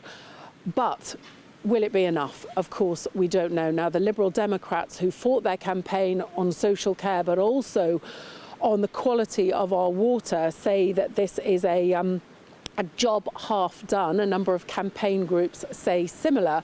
But the Conservatives have basically said, these are our measures and you're coming along and taking credit for them. So lots of differences of opinion. And as we know, of course, a lot of these water companies are largely foreign owned, and that's part of the problem, isn't it? Because their shareholders simply don't care about how much sewage is being dumped into the Thames or off the south coast or anywhere else. Case for nationalising it. Let's talk about Priti Patel. Now, she's crashed out of the Tory leadership race. Was this a surprise to many? Because she seemed quite popular with the actual party members. Yeah, she is popular with the members, and many people expected that Mel Stride would go yesterday, but he hung on just by 2 votes. And what struck me about Priti Patel's leadership launch last week was it was very much focused on the members, making promises to the members. But of course, at the moment, it's not the members are choosing, it's Conservative MPs. And I think there is a feeling that possibly because she has had such big jobs as Home Secretary, you know, she was associated with the rules following Brexit, the change to the rules on migration, that helped our migration to rocket up to 750,000, that maybe in some way she is a bit contaminated by having been such a big figure over the last 14 years when people are so cross with the Conservatives. So at the moment, it seems like Robert Jenrick has the momentum. He's ahead on 28. Kemi Badenoch, the favourite, a few behind on 22. Then James Cleverly, former Foreign Secretary and Home Secretary, of course, Tom Tugendhat on 17. We don't know who's going to go next week, and difficult to say who's going to go to the final 2 that will go to the members after Tory conference. But certainly Robert Jenrick's team are confident that they've got the numbers to get to the final 2. Let's see what happens. OK, Catherine, thanks very much indeed. I've just got to say, Anita Ray's been in touch. Hi, Anita. She says, Stephen, do you have shares in water companies? Actually, Anita, I don't know. But do you? Because I bet there's loads of pension pots. Well, you've also been told off. Oh, have I? Diane told you off. Oh, she says, Diane D, she said, why is Stephen laughing when Alice is absolutely right? This is about the House of Lords and about the fact that the Labour want to get rid of hereditary peers, and Alice is saying, fair enough, but it should really be something that it should be a wider vote to the public when you're changing the democratic state of this country, which I agree with her. But 92 hereditary peers and a referendum, for kick-off, do most of us know much about the system?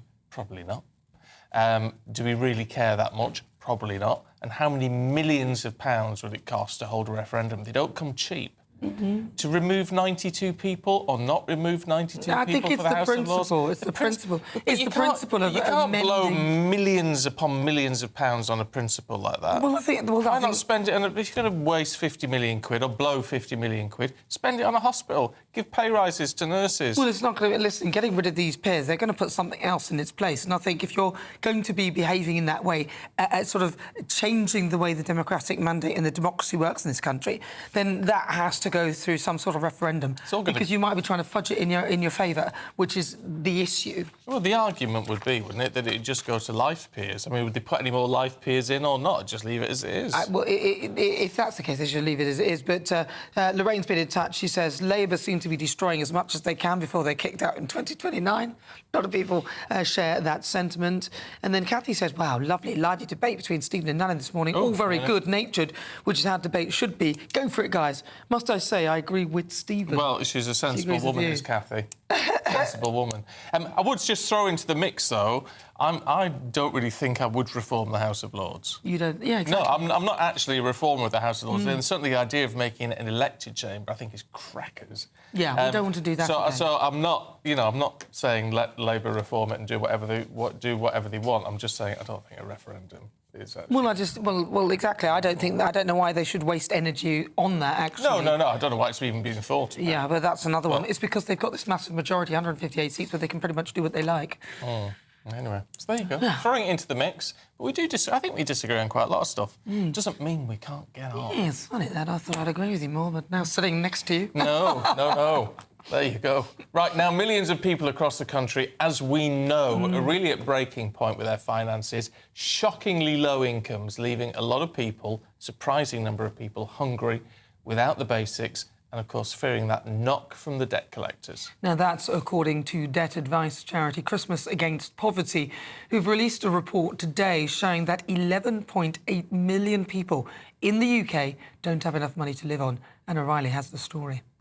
Christians Against Poverty debt advisors like Helen Bolton provide free financial support in churches across the nation. The charity's latest report warns that chronically low incomes are devastating the lives of millions in the UK.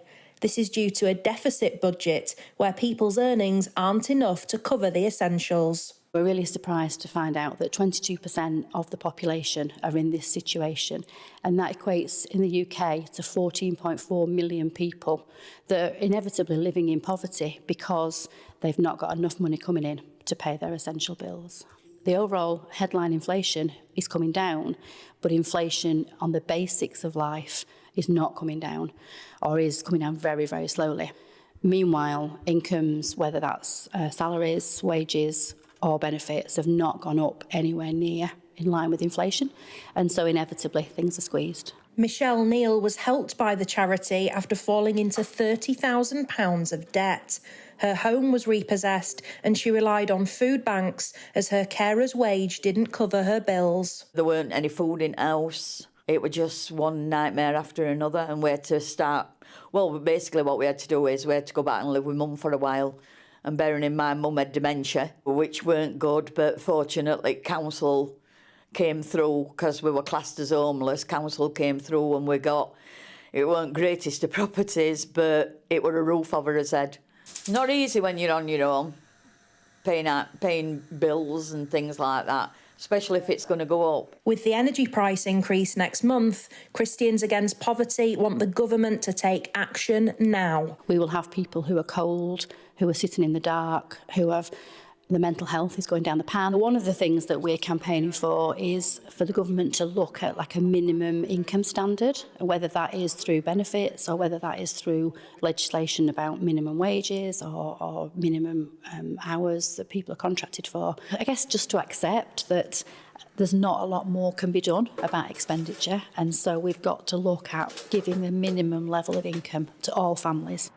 Christians Against Poverty are calling for the public to support their campaign, and they hope the Labour Party will listen. Anna Riley, GB News. It's 8:15. Let's have a look at some of the other stories heading into the newsroom this morning. And several people who died when a super yacht sank off the coast of Sicily last month are thought to have suffocated. Italian media is reporting that post-mortem results of 4 of the victims found no water in their lungs. That means they didn't drown. It's believed they died from asphyxiation as oxygen in air pockets in the cabin ran out. A 14-year-old boy has been charged with the murder of an 80-year-old grandfather in Leicestershire. Bim Coley was attacked whilst walking his dog in Franklin Park in Braunston Town near Leicester on Sunday, later died in hospital. His family say their hearts are broken. Oasis have announced 2 additional shows at Wembley next year after the tour sold out over the weekend. They've also addressed the controversy over the initial release after fans were asked to pay significantly more than they were expecting. Dynamic pricing, they call it. The band said they had at no time any awareness that dynamic pricing was going to be used.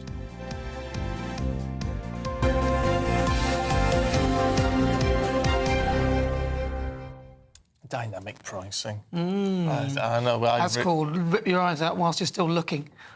Terrible. Isn't it really? That's what it really means. I mean, that would really... If I'd been in the queue and then it popped up that I could now buy tickets and they were more than double the price that I was told they were going to be, I'd be livid. Well, that kind of would switch you off the ban, because apparently the groups can decide how they want the pricing to be done. So you can either choose dynamic or the other type of pricing. And Oasis have openly said that they're just doing this for the money, so... Yeah, but they also say they weren't aware. I mean, it'd be a management thing rather than... They'd be aware of it. Brothers. Would they? Yeah, they would be, I'm sure. I mean, Taylor Swift would be aware. She's quite good at that sort of thing, isn't she? She's quite generous, is Taylor Swift. Is she? Yeah, and she goes to see people if something bad has happened, and she's... Well, she comes across as a very good, nice person. I think she's a good person. I never had you down as a Taylor Swift No, the fan. music's terrible. The music's absolutely diabolical. I couldn't listen to any of that. God, no. But as a human being, she seems quite nice. Well, that's all that matters at the end of the day. Now, US prosecutors are pushing ahead with their case against Donald Trump for his efforts to overturn the 2020 election defeat. Now, Trump has previously pleaded not guilty to 4 charges, accusing him of multi-part conspiracy to block the collection and certification of the election results. Well, earlier we spoke to the US political analyst Eric Ham. Case that has been slowly, grindingly moving through the court system. It's been almost a year now. And many thought that this case was pretty much dead in the water when the Supreme Court ruled in its immunity on this issue. Now we see that the special counsel has actually gone and got another indictment bringing the exact same 4 charges. Now, how is Trump doing? Because people are saying that he is trailing Kamala Harris in the swing states now and that she is edging ahead. Is there much truth to this? And if so, what are your thoughts on what he needs to do to try and make up that difference? Well, we know that Donald Trump did not seem to get much of a bounce coming out of the Republican convention. And the small bounce that Kamala Harris did get coming out of her convention in Chicago still has not been enough to put much distance between her and Donald Trump. And while she has certainly been able to raise enormous amounts of money, in fact, 4 times more than Donald Trump during the month of July, what we're still seeing is this is a very, very tight race. Yes, Kamala Harris is leading in a majority of the swing states, but when you look at key states, especially states like Pennsylvania, that state is still very much up for grabs. Georgia is still another state that's very much in play, a key battleground state as well. And so while Donald Trump certainly has his issues legally, he hasn't been able to keep up with Kamala Harris in the money race. He's still able to be within striking distance. And I think much of this race is going to be determined by what we see in this debate between the 2 candidates next week. I took the words right out of my mouth, Eric, because, I mean, this makes this even more important, doesn't it? And it's, in a way, it's not so much about how Donald Trump performs in this, but how Kamala Harris actually responds, because we don't quite know what to expect from her.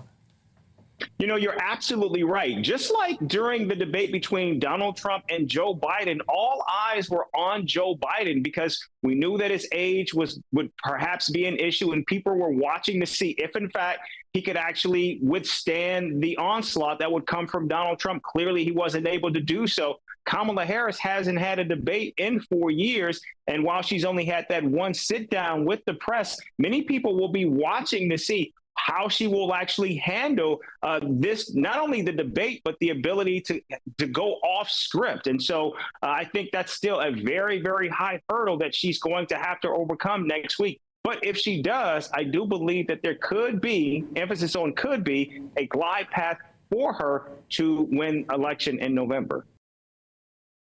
That debate on September the 10th, isn't it? That's going to be one to watch. Yeah. It's going to be fascinating just to see how they interact with each other. Yeah, because Trump has been going off on a tangent now, calling her all sorts of names and everything, which is not working in his favour. And I'm wondering how that will fly, because aren't they changing it? Last time with Joe Biden, the mics had to be down in between, but now the mics will be live, which I don't think will be a good thing for Trump at all. I don't know. It might do. It might play to his base. And can she perform? Can she really perform in that sort of situation? Maybe. I mean, she was a prosecutor, wasn't she? Maybe she can. But it's going to be an interesting watch, whatever you think of either of them, actually, I think. Right, should we see what the weather's going to do? Yeah, let's have a look. warm feeling inside from Boxed Boilers, sponsors of weather on GB News. Hi there, very good morning to you. It's time for the latest update from the Met Office. Heavy rain in the south today, but mostly fine elsewhere, with increasingly warm spells of sunshine towards the northwest. It will feel over the next couple of days like summer has finally arrived in Western Scotland, Northern Ireland, northwest England. That's where the best of the sunshine will be, with temperatures rising as a result. Northeast England as well as eastern Scotland plagued by low cloud, mist and drizzle. But it's towards South Wales, the south of England, where we'll see increasingly heavy and at times thundery rain developing. Yellow warning in force because that rain's going to accumulate 50 to 100 millimetres each day through Thursday and into Friday. Those spells of wet weather continue across southwest England into the south as well as South Wales during Thursday evening.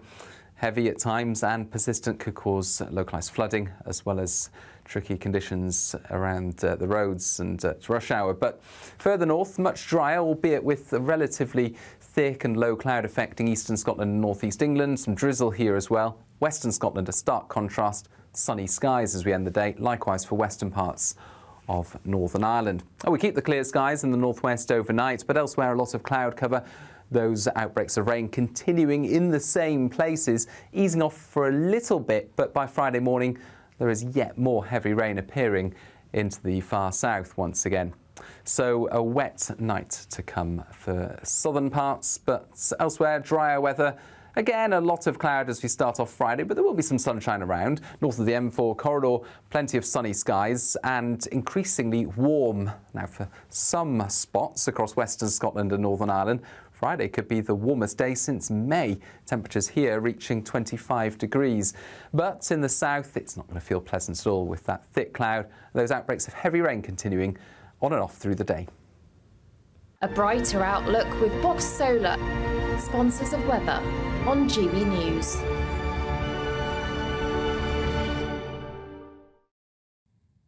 Well, good morning. The Great British Giveaway gets bigger and bigger, and our brand new one is the biggest yet. How would you like to win £36,000 in tax-free cash? It's the equivalent of, say, £3 a month in your bank account, tax-free, for a whole year. Here's how that could be yours. Very, very brief life, but towering influence. People like Pink in the modern day have said that she is the influence. But she was around so briefly, I guess, burned very brightly and a very troubled soul. And what we've got is A Night with Janice Joplin, the musical. And I think a lot of the problems, it's been getting very mixed reviews, and I think the problem is with this subtitle, the musical.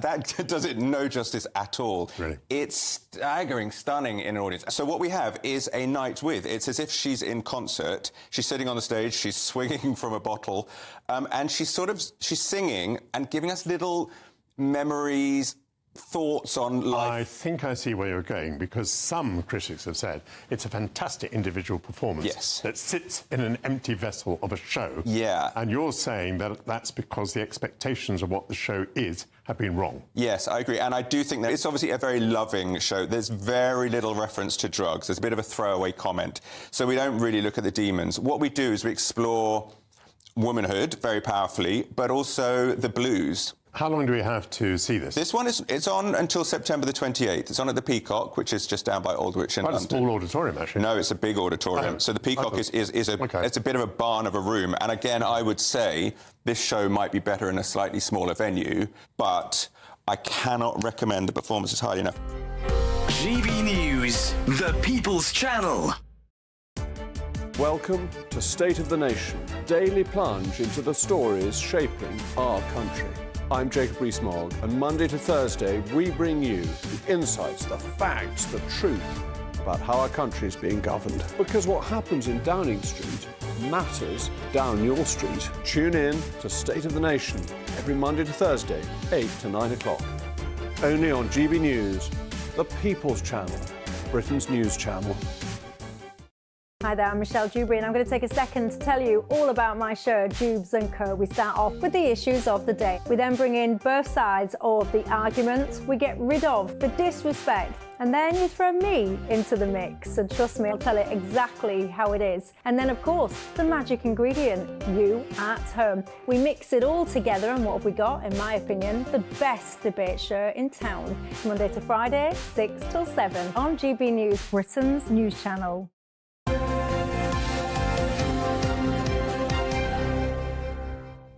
Now here's something to put you off your sausages at breakfast time this morning. A Yorkshire company has put together a naked calendar to raise money for charity following a colleague's husband suffering from melanoma earlier this year. Now, the business, which has a reputation for their big heart and acts of kindness, wanted to do something special for their 10th anniversary. Well, joining us now is John, Chris and Zena from RJC Plant Services. Good to see all of you this morning.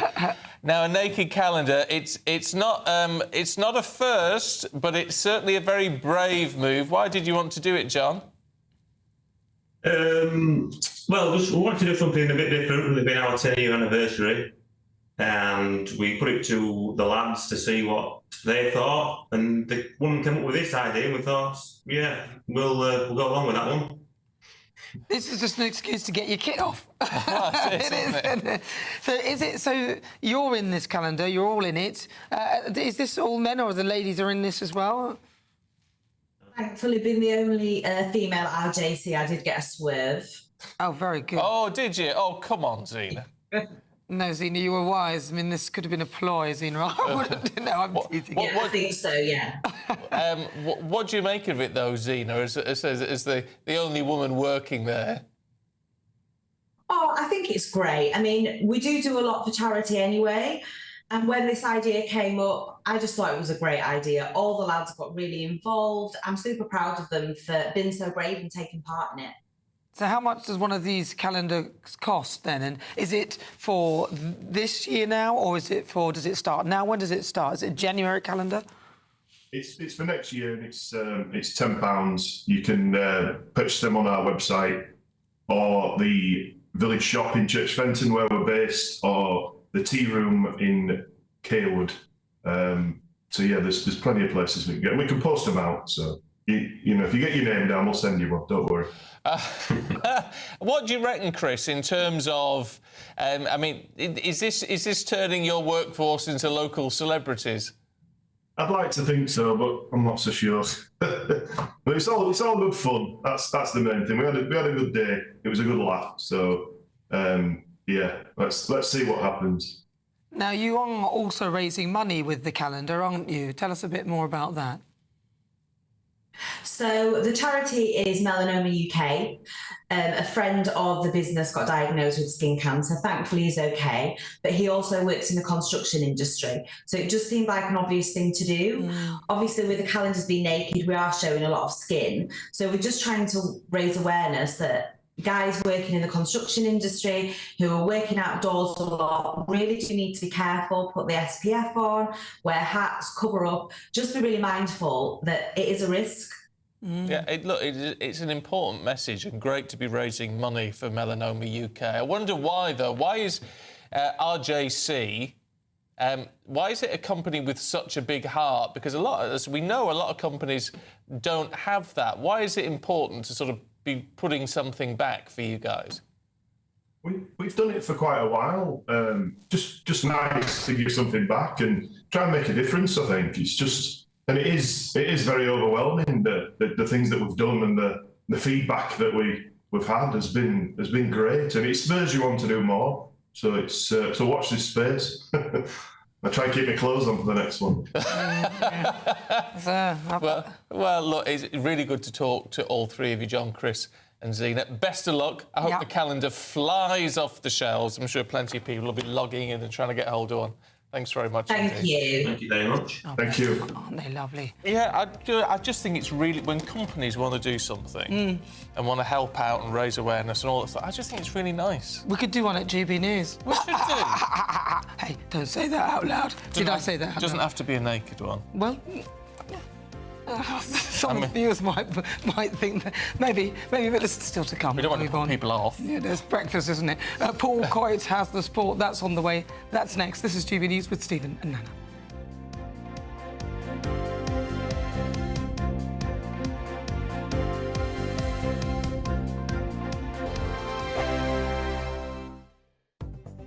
The latest GB News travel. Good morning, I'm Russell Holding. On the M8 in Glasgow, there's a lane closed eastbound at junction 19 at Anderston Cross after an accident causing queues, and there are delays heading east towards junction 1 at Provan after an accident there. Earlier in South Yorkshire, it's stage 3 of the men's cycling tour of Britain today.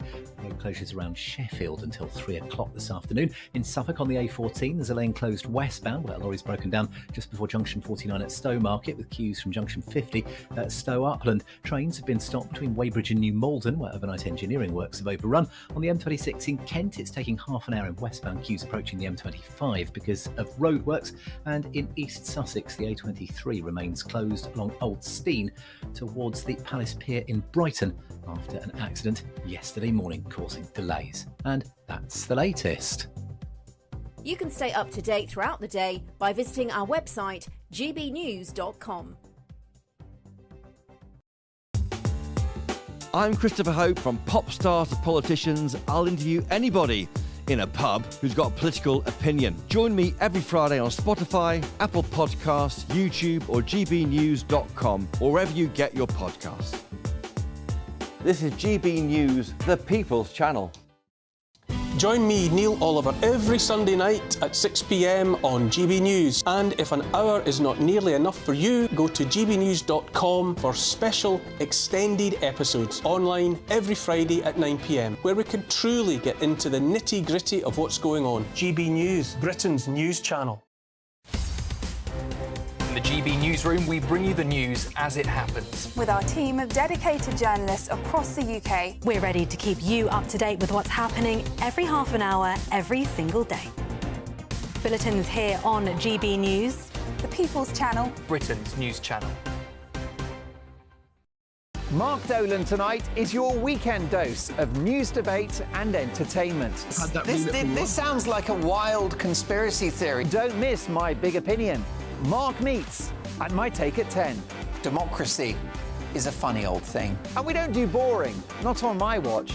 I just won't have it. Let's go and get another glass of that bubbly. You've earned it. That's Mark Dolan tonight, Saturday and Sunday, 9 to 11, only on GB News, the People's Channel, Britain's news channel.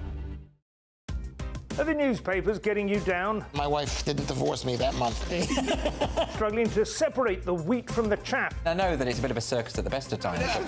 Well, don't worry. Headliners has got you covered. We'll take the burden of reading the day's news, and if we get depressed, who cares? It's an occupational hazard, frankly. That's Headliners on GB News from 11 p.m. till midnight, and the following morning, 5 till 6 a.m. on GB News, the comedy channel. Nah, just kidding. Britain's news channel.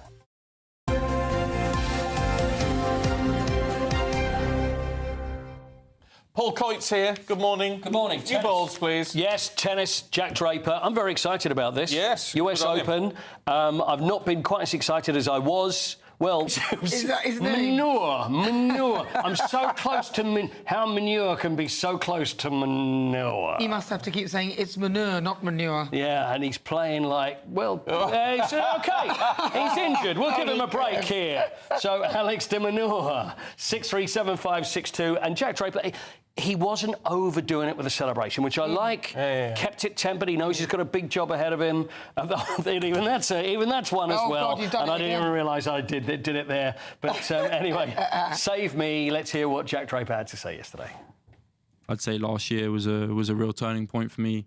Kind of when I had my injury setbacks and taking a lot of time off over the summer because of my shoulder injury. I had to sort of watch.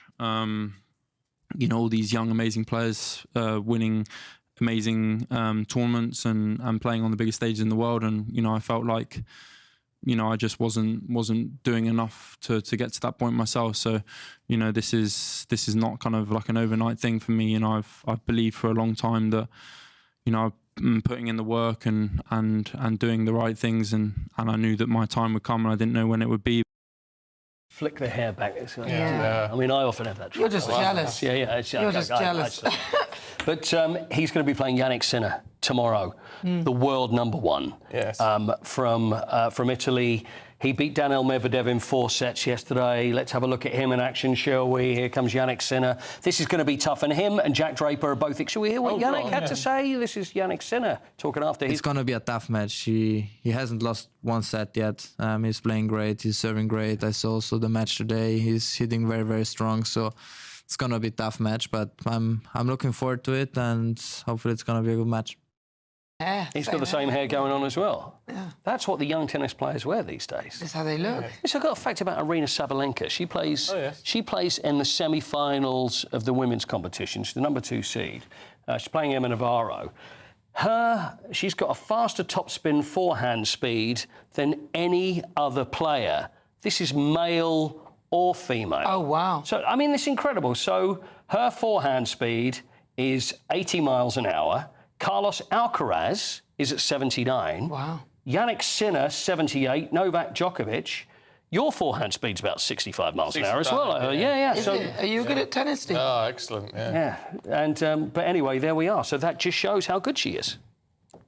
I'm waiting for the punchline. There's no punchline. Oh, right, OK. Is there a punchline? Should we look at the Paralympics? I think we better had. OK. 18th career gold for Sarah Story.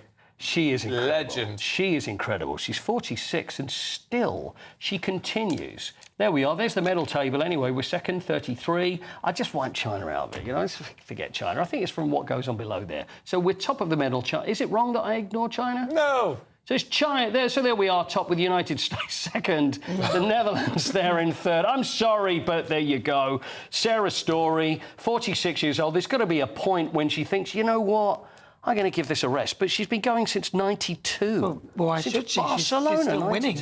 Well, that's the thing. It's why she... But there's so much work, though, Nana, isn't there, involved? Well, you're a gymnast. You know what it's all about. 14 in 92, wouldn't she?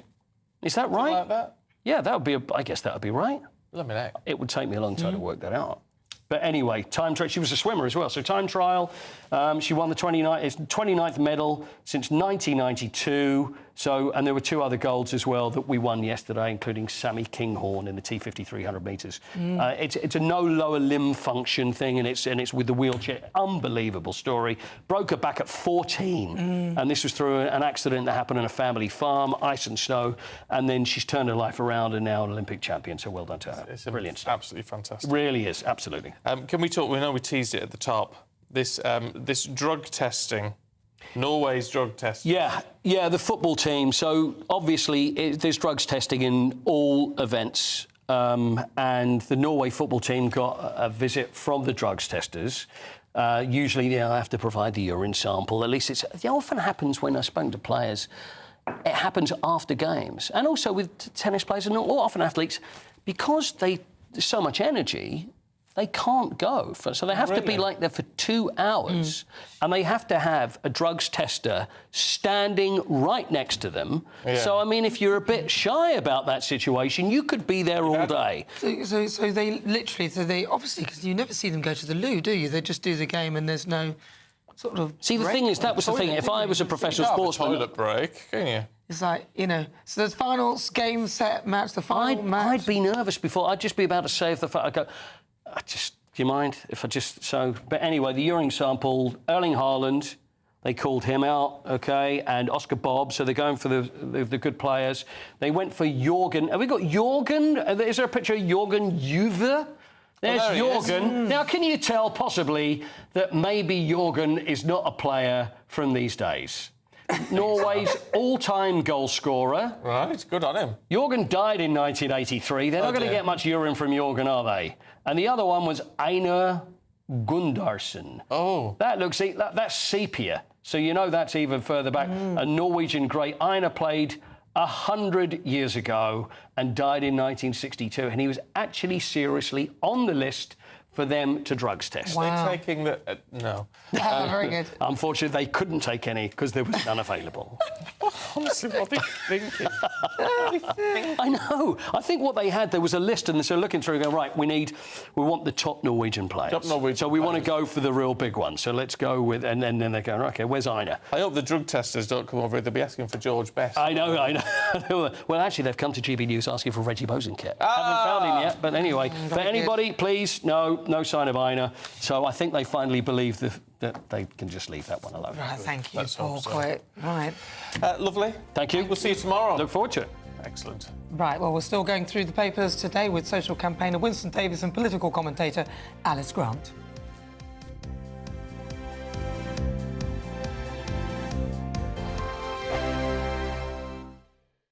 It's Patrick Christie's Tonight, and here we do things differently. It's explaining the absolute madness of this, doesn't it? It's explosive. I mean, this is very good. It's lively. 850. Your government sat there, Sean, and it did nothing. It's controversial. And the Middle East has been in turmoil since before I was born. It's everything you need to kickstart your evening. Everyone's had their Weetabix tonight. I love to see it. That's Patrick Christie's Tonight, weeknights from 9 p.m. Only on GB News, the People's Channel, Britain's news channel.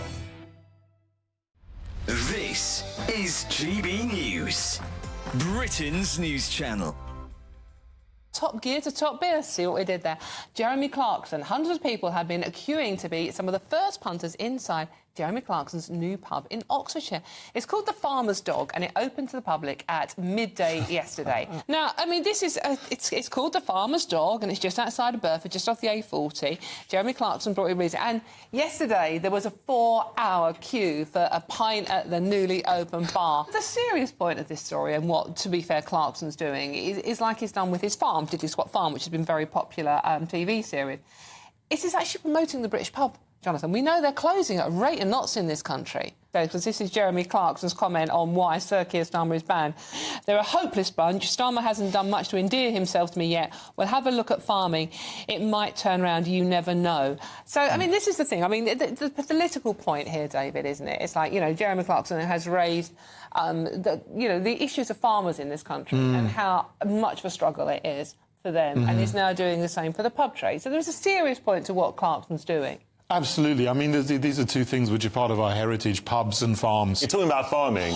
We do need to talk about farming actually, and what Brexit's done for farming. Not only what Brexit's done for farming, and now you have the government negotiating trade deals with countries, and the main things those countries want are better access for their meat in this country. Absolutely not. It's not Brexit that is destroying farmers in this country. It is what the government have done, both under Johnson and Sunak, and now Starmer continuing this, in actually making farm subsidies related to the whole green agenda. So we start off with a nice friendly chit-chat about a pub and straight on to the B word. I never talk about Brexit anymore. GB News, the People's Channel. I'm Christopher Hope. And I'm Gloria Di Piero, bringing you PMQ's live here on GB News. Whenever Parliament is in session on a Wednesday at midday, we'll bring you live coverage of Prime Minister's questions. We'll be asking our viewers and listeners to submit the questions that they would like to put to the Prime Minister, and we'll put that to our panel of top politicians in our Westminster studio. That's PMQ's live here on GB News, Britain's news channel.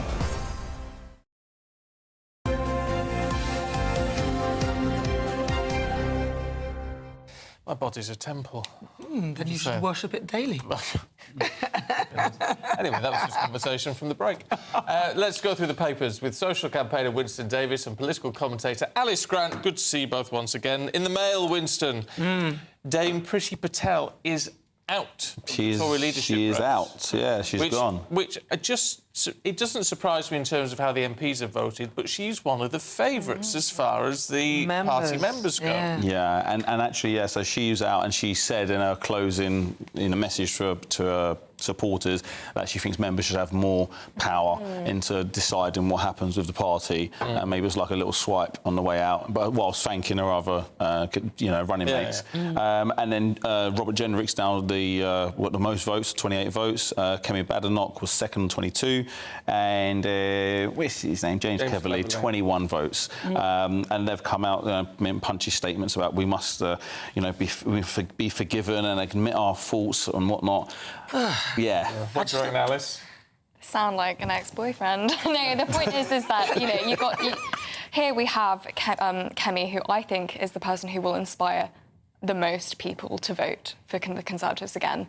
She has the energy that we need, I think, and she comes with that punchiness that we need if the Conservatives are going to win the next election, because what they've done so badly for the past 14 years is just the typical politics, saying one thing and not doing it. And, you know, now we have the rise of reform, for example, which is also, you know, sweeping up votes, and it's because they're offering something new to the electorate and what people want to hear, which is, you know, stronger stances on issues which matter to the British public. But it's interesting that the Conservative Party were talking about maybe they need to move nearer to the centre. Tom Tugendhat, does he float your boat?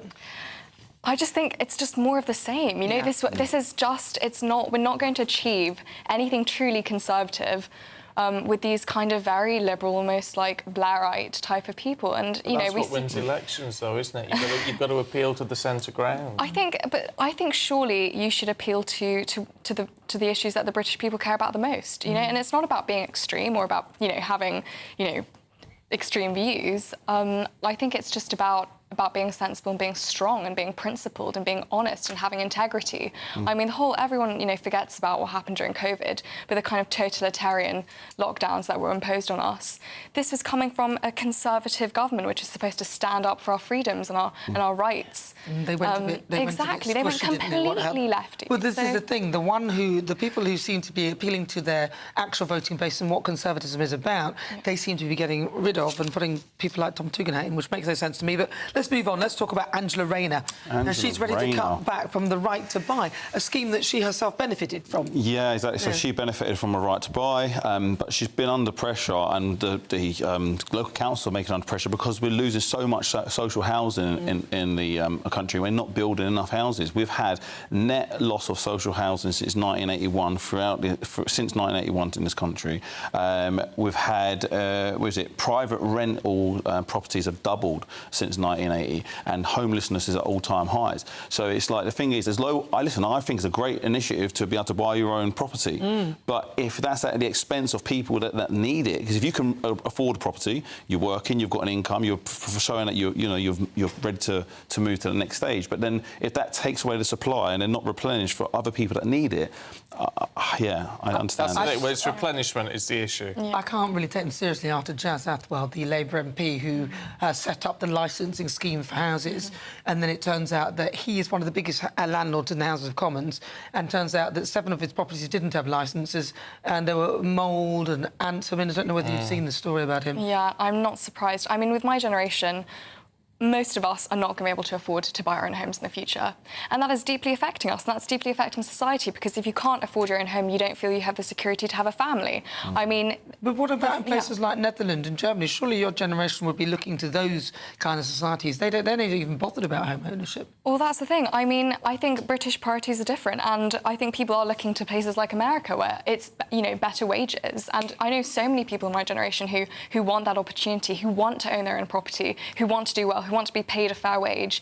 I mean, London is completely unaffordable, basically, for most of us. Depends which bit you go to. I think sometimes... I think some parts of South East London and things have reasonable priced properties. I think a lot of the Gen Z or Gen... Which Gen are you? Gen Z. Gen Z. She's Gen Z. There's nothing wrong with that. But a lot of the Gen Z think, I want to live in Notting Hill, I want to live in Chelsea. You're not going to live there. I mean, my first home I bought was in Plumstead in South East London. Plumstead? Where I could afford to buy a house, £98,000, you know. Oh, mine was in Woolwich. Was it? Woolwich, again. So there are areas in London. I just think there's this inability to see beyond central London. That's true, but I would say that the issue is partly is that all the jobs, you know, if you want to work hard and make money, most of the opportunities are in London, which just presents a massive problem because people are commuting for 2 hours there and back. That's exhausting. Come on, get over it.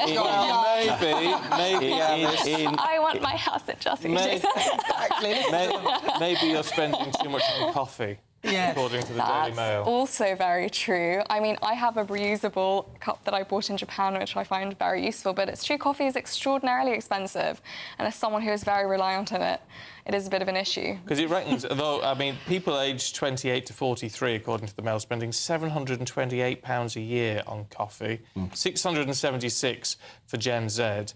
But even, I mean, this is like your Starbucks or your Costas or something like that, then why are they... It's shocking. I'm not surprised they're spending that much money. You end up should be a treat. Exactly. Well, you end up paying like almost £5 for a coffee. You know, I mean, in Gales, it's basically like £4.90. It's really shocking prices. £4.90 exactly. I just had a Gales about an hour ago. £4. Is it £4? Really, £4, yeah. £4, well, I get soy sometimes, so that's another 50p. It's just crazy. This is spiralling out of control, and really, this is a basic right. No. But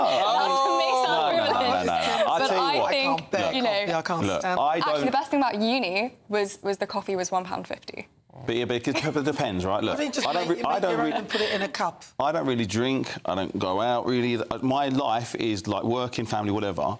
My coffee is my little treat, and I'll have one, sometimes two in a day, and I spend a lot more than what there's on here. But that's my little thing, you know. And if you can afford it and you want it, you have it. But it's choices. I hate coffee. I hate it. Well, I love coffee. The smell of it, everything about it. You know, I'm 50. I've got a good job. Only 50? I'm 50. You're younger than me. I am younger than you, considerably. But I don't spend money on coffee shops because I think it's too expensive. Anyway, on that note of wisdom, we're out of time. Good to see you both. Thank you. Here's the weather. Looks like things are heating up. Boxed boilers, sponsors of weather on GB News. Hi there, very good morning to you. It's time for the latest update from the Met Office. Heavy rain in the south today, but mostly fine elsewhere, with increasingly warm spells of sunshine towards the northwest. It will feel over the next couple of days like summer has finally arrived in Western Scotland, Northern Ireland, northwest England. That's where the best of the sunshine will be, with temperatures rising as a result. Northeast England as well as eastern Scotland plagued by low cloud, mist and drizzle. But it's towards South Wales, the south of England, where we'll see increasingly heavy and at times thundery rain developing. Yellow warning in force because that rain's going to accumulate 50 to 100 millimetres each day through Thursday and into Friday. Those spells of wet weather continue across southwest England into the south as well as South Wales during Thursday evening.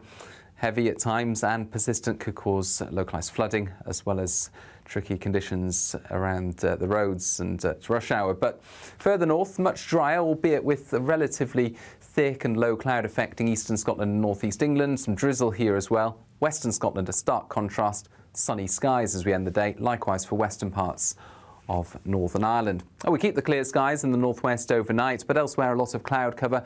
Those outbreaks of rain continuing in the same places, easing off for a little bit, but by Friday morning there is yet more heavy rain appearing into the far south once again. So a wet night to come for southern parts, but elsewhere drier weather. Again, a lot of cloud as we start off Friday, but there will be some sunshine around. North of the M4 corridor, plenty of sunny skies and increasingly warm. Now, for some spots across Western Scotland and Northern Ireland, Friday could be the warmest day since May. Temperatures here reaching 25 degrees. But in the south, it's not going to feel pleasant at all with that thick cloud. Those outbreaks of heavy rain continuing on and off through the day. A brighter outlook with Box Solar, sponsors of weather on GB News.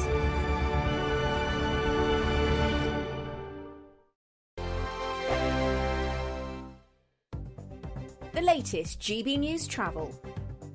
Good morning, I'm Russell Holding in South Yorkshire. It's stage 3 of the men's cycling tour of Britain today, with road closures in Sheffield until around 3 o'clock this afternoon. The race starts at 11 this morning. In Suffolk on the A14, there's a lane closed westbound where a lorry's broken down just before junction 49 at Stowe Market. It's taking around a quarter of an hour in queues towards there from junction 50 at Stowe Upland. On the M11 in Essex, there's a lane closed northbound. There's an accident just after junction 8, the Bishop Stortford and Stansted Airport turn causing queues. On the M26 in Kent, it's taking around 20 minutes in westbound queues approaching the M25 because of roadworks. In East Sussex, the A23 remains closed along Old Steam towards the Palace Pier in Brighton after an accident yesterday morning. And in Hampshire on the A27, there's a lane closed westbound between Havant and Portsmouth causing queues. You can stay up to date throughout the day by visiting our website gbnews.com. I'm Christopher Hope. And I'm Gloria Di Piero, bringing you PMQ's live here on GB News. Whenever Parliament is in session on a Wednesday at midday, we'll bring you live coverage of Prime Minister's questions. We'll be asking our viewers and listeners to submit the questions that they would like to put to the Prime Minister, and we'll put that to our panel of top politicians in our Westminster studio. That's PMQ's live here on GB News, Britain's news channel. Welcome to State of the Nation, daily plunge into the stories shaping our country. I'm Jacob Rees-Mogg, and Monday to Thursday we bring you the insights, the facts, the truth about how our country is being governed. Because what happens in Downing Street matters down your street. Tune in to State of the Nation every Monday to Thursday, 8 to 9 o'clock. Only on GB News, the People's Channel, Britain's news channel. Reports Prince Harry won't return unless Prince William apologises, but he would help out if the King asks. Big contrast in the weather across the UK during the next couple of days.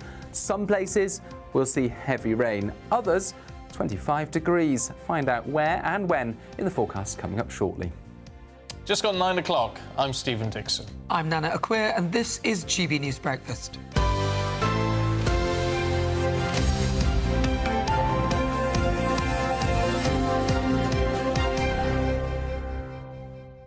I'm just intrigued by Prince Harry saying, you know, he'd help out if the King asked him to. Yeah. I was going to ask him to help out. He just needs to remain relevant, though, doesn't he? That's why he's probably got something else to sell as well. Do you know what? It worries me slightly that he's slightly disillusioned. Not disillusioned isn't the word I'm looking for. Well, completely disillusioned, I think. You're absolutely right with that. Ken says £300 plus for an Oasis ticket, outrageous. My advice is stay at home for one night and give the £300 to your granny so she can keep warm all winter. That's not a bad idea, actually. Just way to spend the money. Yeah. And we were talking about young people and youth crime, and Lee says, I blame gaming and social media for youth crime. They are unable to differentiate between reality and a game. I think that's too... To be honest, I think that's too simplistic. They can differentiate, of course they can. But I do think things like social media is a problem. Do you think it's the lack of desensitisation? I think is what's happening to young people. I think it is a bit of a worry, to be fair.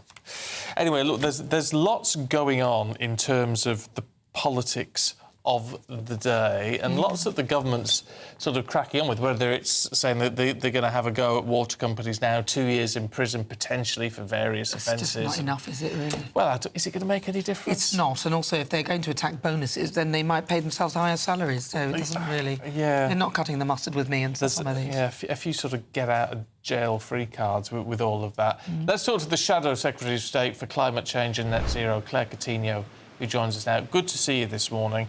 In all of this, what is worrying for a lot of people is that, obviously, there's no real opposition at the moment, and that's just not good enough, is it? Well, I mean, I would just say, look at my space in energy, where I think it is really important that we hold the Labour government to account, and that's what I've been doing. So if you look at what Labour have done, they went into an election promising people they would save them £300 off their energy bills, and as soon as they've come into government, not only have they stopped talking about that completely, but one of their first acts was to take away up to £300 of support from 10 million pensioners this winter. Not something they mentioned in the election campaign at all. So today I've got a bill, well, Ed's got a bill that I'll be talking about and explaining why it's really important that we focus on cheap energy for the country and not on these pointless gimmicks which are just going to be a waste of taxpayer money. Of course, this is the second reading of the bill, isn't it, of GB Energy? But doesn't it pretty much give Ed Miliband a blank cheque to spend about £8.3 billion worth of taxpayers' money? Well, exactly, and we've got actually similar institutions which can do the same things, but the thing that he's changed for GB Energy is any level of accountability. So it gives him special powers to direct that money, and there's no governance that's talked about in the bill whatsoever. So you're right, it is a blank cheque. He's not told us how much it's going to save consumers. He doesn't talk about £300 anymore. And on the same breath, he says this is going to turn a profit for people in just 5 years' time, whilst he's telling businesses that he's going to use it to take the most unprofitable parts of their investments, the bits that they don't want. And what I would like to ask is why Ed Miliband, now Secretary of State, thinks that he can turn a profit on energy investments when multi-million-pound energy companies who are very experienced in these matters think they can't. I mean, he's clearly not able to stack up the promises that he's delivering the public, and that's what I think we'll be talking about today, and I'm going to be asking him lots of questions about. Well, I mean, you're quite right. We need answers on all of this, but isn't it refreshing that actually a government is putting into action what it said it was actually going to do? Now, quite right, it's got to be questioned. We need some strategic planning in all of this. We need to know where the money's going and what money we're going to make out of it. But they did promise this. At least they're doing it, which is more than the Conservatives did with a whole host of issues. Well, look, when it comes to cheap energy, that was my primary focus as Energy Secretary, and I set out the largest expansion, for example, of nuclear in 70 years, as well as looking at some of those new technologies and how they can lower people's bills.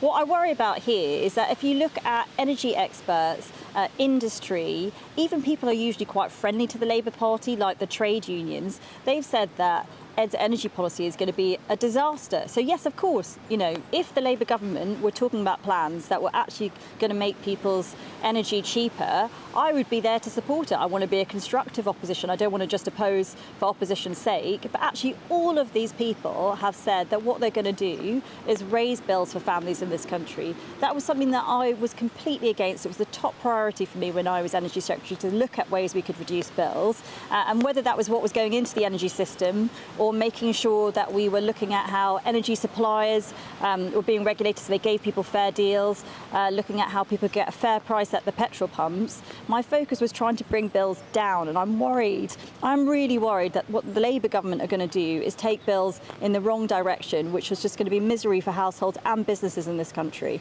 Claire, can I get your view on the water bosses? They could face up to a few years in jail if they do not, if they breach certain rules, and then they could be fined and so on and so forth, and cannot get their bonuses. Do you think that this is going far enough? And after all, the Conservatives have had this issue whilst they were in power and did very little about it.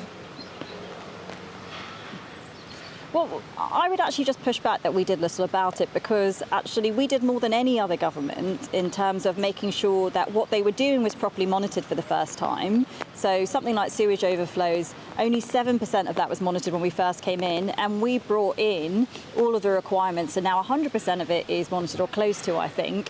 And we also forced them to set out investment plans so they could put money into the system so you could actually improve that infrastructure.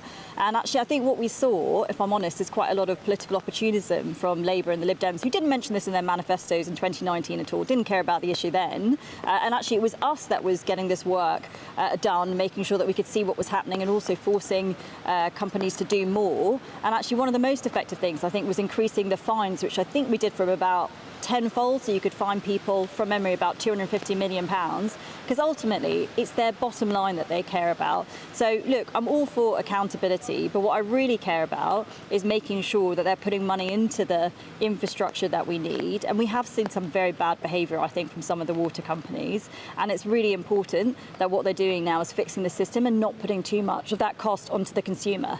What people will look at, I mean, and forgive me for being blunt, but I mean, you make some really good points. Yeah.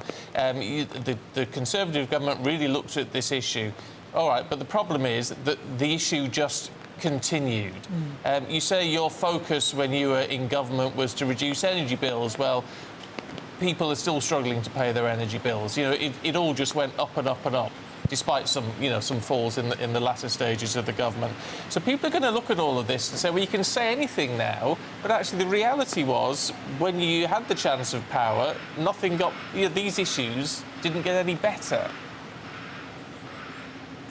Well, actually, on water, although lots of people are looking at evidence that it got worse, actually some of the things did get better. And the most important thing is that we got those companies to set out billions of pounds, tens of billions of pounds actually, that they've pledged to put into the water system. That just simply hadn't happened before. It was decades of people ignoring the issue. So that was a step in the right direction. Of course, there's more to do.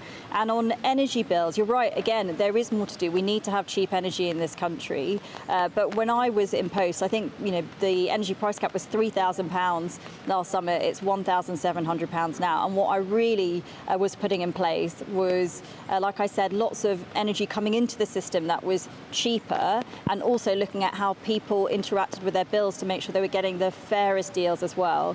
So it was, you know, on the back of the energy crisis that we put in a huge amount of support to families, but really it's making sure we get the future right. And like you said, we're in the opposition now, and what I will be doing is holding the Labour government to account, asking those questions, because we all want to see those lower bills for people, to make sure that when they're at home thinking about whether they can switch on their gas cooker or switch on the heating this winter, that they can do that and make sure they've got the energy they need.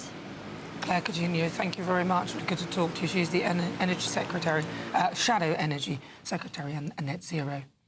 Let's talk to our political correspondent, Catherine Forster, who joins us now. Catherine, I mean, what did you make of what Claire Coutinho had to say in all of this? Because it's that difficult transition, isn't it, to opposition? I mean, she's saying she's fighting her corner for her brief, but it still does feel like, whatever the issue you're talking about, that there's no real opposition in Parliament. Well, yes, the Conservatives chose to have this long leadership campaign, which means that there won't be a new leader of the opposition. Rishi Sunak is filling in for now, but not till November the 2nd. And of course, we've got this budget where we're hearing there's going to be very painful choices coming on the 30th of October. So many people are concerned, and privately, I have been told that some of the Tory leadership candidates do think that it's taking too long, would like it to be brought forward, but no one is going to publicly say that. So at the moment, it's looking like this situation is going to continue. Claire Coutinho, of course, saying, look, you know, we are opposing things, we are getting out there, holding them to account. But it is difficult when we've got the former Prime Minister, Rishi Sunak, basically just sort of treading water in terms of keeping things ticking over, but not a new leader. In terms of water, Claire Coutinho say that the government has done a lot. Well, they might have done a lot, but the problem is that these issues are so entrenched and have been going on for so long. And the Conservatives did have 14 years now. Sure, the problems didn't begin with them, but, you know, since privatisation of one of our most basic utilities, you know, we can't do without water. Water bosses have increasingly got away with you know, really bad behaviour, breaking the law, off what the regulator have been seen by many as being pretty toothless. And so these new regulations are coming in, this water special measures bill, the Environment Secretary Steve Reid will be talking about later, threatening prison, frankly, for water bosses, potentially saying they're going to take their bonuses, increase monitoring, etc., increase fines. But many will say it's still not going far enough. The Lib Dems have said it's a half-hearted measure, a job half done. Friends of the Earth, other environmental charities saying similar. So let's see. But meanwhile, we know that day after day, you know, sewage is pouring into our rivers, into our seas, and people are very fed up with this. This was one of the most popular proposals in the King's speech, this criminal convictions for water bosses. But of course, whether anybody ever would be sent to jail, that's a very different matter. OK, Catherine, thanks very much indeed. Right, to some breaking news now. We're hearing reports multiple shots have been fired near the Israeli consulate in Munich, Germany. Police officers fired shots at a suspicious person, hitting the individual. The scene remains under lockdown as investigations continue. This incident unfolds on the 52nd anniversary of the Munich Olympic massacre, where 11 Israeli athletes tragically lost their lives. Authorities are urging caution as details emerge. This is a developing story. Yeah, we will keep you fully up to date with that throughout the day here on GB News. But let's just have a significant change of gear and just remind you about our Great British giveaway. 36 grand available for you. This is how you can enter. This is your chance to win a £36,000 secret salary in the latest Great British giveaway. That's like having £3,000 each month for an entire year. Extra cash in your bank account that you can do whatever you like with. Take a year off and keep it to yourself. You don't even need to tell the taxman, as it's totally tax-free. For a chance to win £36,000 in tax-free cash, text cash to 63232. One entry costs £2 plus one standard network rate message, or text bonus to 63232. 5 entries cost £5 plus one standard network rate message. You can enter online at gbnews.com/win. Entries cost £2, or post your name and number to Weekdays from 3 p.m. Sarah, welcome to the show. Obviously, you work for a tobacco company, so a little caveat there to slip in. Nevertheless, it's no surprise that the illegal market is growing so much. When you look at the cost of cigarettes in Britain, huge amounts of duty, and oftentimes, of course, criminality always finds its way into the system. Tell us more about your report. Absolutely. I mean, up to 90% of a packet of cigarettes is tax. And in the last year, there's been 2 tax increases that have equated more to the last 3 years combined. So now, if you're a roll-your-own smoker, a 30-gram pouch of roll-your-own will cost £22.50, but you can buy a counterfeit pack of 50 grams for £3. So there's a massive disparity. A lot of illegal tobacco is imported, but we do also have a problem in the UK with illegal tobacco factories. So in the last month, there's been an illegal tobacco factory in Gateshead, in Bury, busted, producing roll-your-own tobacco. And on the 12th of July this month, West Midlands gang illegal tobacco factory, the gang was found guilty of producing illegal tobacco, and that was more than £5 million lost tax revenue to the government. And actually, all of those people found guilty got a suspended sentence. And how does that work? They're literally importing container loads of raw tobacco and packaging it up in factories in Britain, and they're using what appears to be British packaging illegally? Yeah, some of it is branded packaging, so some of it isn't the kind of unbranded packaging we'd see on cigarettes and roll-your-own now, but it's relatively simple to reproduce, especially RYO. Our own pack swap data now shows that about 50% of the roll-your-own market is illegal tobacco. GB News, the People's Channel. I'm Christopher Hope. And I'm Gloria Di Piero, bringing you PMQ's live here on GB News. Whenever Parliament is in session on a Wednesday at midday, we'll bring you live coverage of Prime Minister's questions. We'll be asking our viewers and listeners to submit the questions that they would like to put to the Prime Minister, and we'll put that to our panel of top politicians in our Westminster studio. That's PMQ's live here on GB News, Britain's news channel.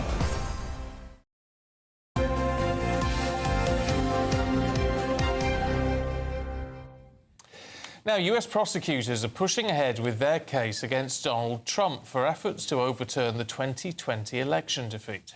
Trump has previously pleaded not guilty to 4 charges, accusing him of a multi-part conspiracy to block the election, the collection and certification of election results. Well, earlier we spoke to US political analyst Eric Ham. A case that has been slowly, grindingly moving through the court system. It's been almost a year now, and many thought that this case was pretty much dead in the water when the Supreme Court ruled in its immunity on this issue. Now we see that the special counsel has actually gone and got another indictment bringing the exact same 4 charges. Now, how is Trump doing? Because people are saying that he is trailing Kamala Harris in the swing states now and that she is edging ahead. Is there much truth to this? And if so, what are your thoughts on what he needs to do to try and make up that difference? Well, we know that Donald Trump did not seem to get much of a bounce coming out of the Republican convention. And the small bounce that Kamala Harris did get coming out of her convention in Chicago still has not been enough to put much distance between her and Donald Trump. And while she has certainly been able to raise enormous amounts of money, in fact, 4 times more than Donald Trump during the month of July, what we're still seeing is this is a very, very tight race. Yes, Kamala Harris is leading in a majority of the swing states, but when you look at key states, especially states like Pennsylvania, that state is still very much up for grabs. Georgia is still another state that's very much in play, a key battleground state as well. And so while Donald Trump certainly has his issues legally, he hasn't been able to keep up with Kamala Harris in the money race. He's still able to be within striking distance. And I think much of this race is going to be determined by what we see in this debate between the two candidates next week. You took the words right out of my mouth, Eric, because, I mean, this makes this even more important, doesn't it? And it's, in a way, it's not so much about how Donald Trump performs in this, but how Kamala Harris actually responds, because we don't quite know what to expect from her. You know, you're absolutely right. Just like during the debate between Donald Trump and Joe Biden, all eyes were on Joe Biden because we knew that his age would perhaps be an issue, and people were watching to see if, in fact, he could actually withstand the onslaught that would come from Donald Trump. Clearly, he wasn't able to do so. Kamala Harris hasn't had a debate in 4 years, and while she's only had that one sit down with the press, many people will be watching to see how she will actually handle this, not only the debate, but the ability to go off script. And so I think that's still a very, very high hurdle that she's going to have to overcome next week. But if she does, I do believe that there could be, emphasis on could be, a glide path for her to win election in November. Right, let's get a check on what's happening in Britain's newsroom now with Andrew and Bev, who are here. Good morning, you two. Morning. Good morning. What have you got? Well, we're talking a lot about water. Yeah. Water. Huge issue. At least they're doing something. Is that they are. I'm just curious, this idea that there's going to be water bosses who face a 2-year jail sentence if they don't cooperate with investigations. How does that work then? Yeah. And I'm also slightly nervous about governments micromanaging the courts and telling them what they can and can't sentence people to. Isn't it up to a judge? It's quite a dangerous precedent for the government to get involved in the judiciary in that way. But we've seen that, obviously, Keir Starmer's background, being as a lawyer, he seems to like to meddle in these things. We've got a speech live with Steve Reed, who is the Shadow Environment Secretary. So he's going to be... The Environment Secretary now. Sorry, yes. Of course. It doesn't... We forget. We forget. The Environment Secretary. So he is going to be doing, giving basically a speech, and he is going to set out what Labour are going to expect from these water companies. And we know that our viewers and our listeners feel really strongly about this issue. We spend so much time talking about net zero when it comes to the planet, and we don't spend enough time talking about clean water, clean oceans, clean rivers. Exactly. That is very important to people. So we're going to be discussing. And Fergal Shark is coming on too. We've got him Oh, is it? on a riverbank. Yeah, it's great. On a riverbank. Brilliant. So we're thrilled to get him on because he is. I think he is Mr. Clean Water, isn't he? Yeah. The best campaigner on And this. reflecting a bit on the Grenfell inquiry yesterday, we're going to have somebody from the End Our Cladding organisation, because, of course, this cladding is still on properties across the country, and that's outrageous. We're going to be finding out if that might change. And people are ever going to be... Is there ever going to be a criminal prosecution? Not before, it seems, 2027. 10 years after Blaze. It's not good enough, is it? No, it isn't, frankly. Yeah. Right, thanks, you two. We'll see you in just a few minutes. Just to remind you of the breaking news this morning that multiple shots have been fired near the Israeli consulate in Munich. Police officers, we understand, fired shots at a suspicious person. That person was hit. The scene is under lockdown as those investigations continue. Well, that's it from us. Up next, it's Britain's Newsroom with Andrew and Bev. It's been fun. It's been fun. Anytime.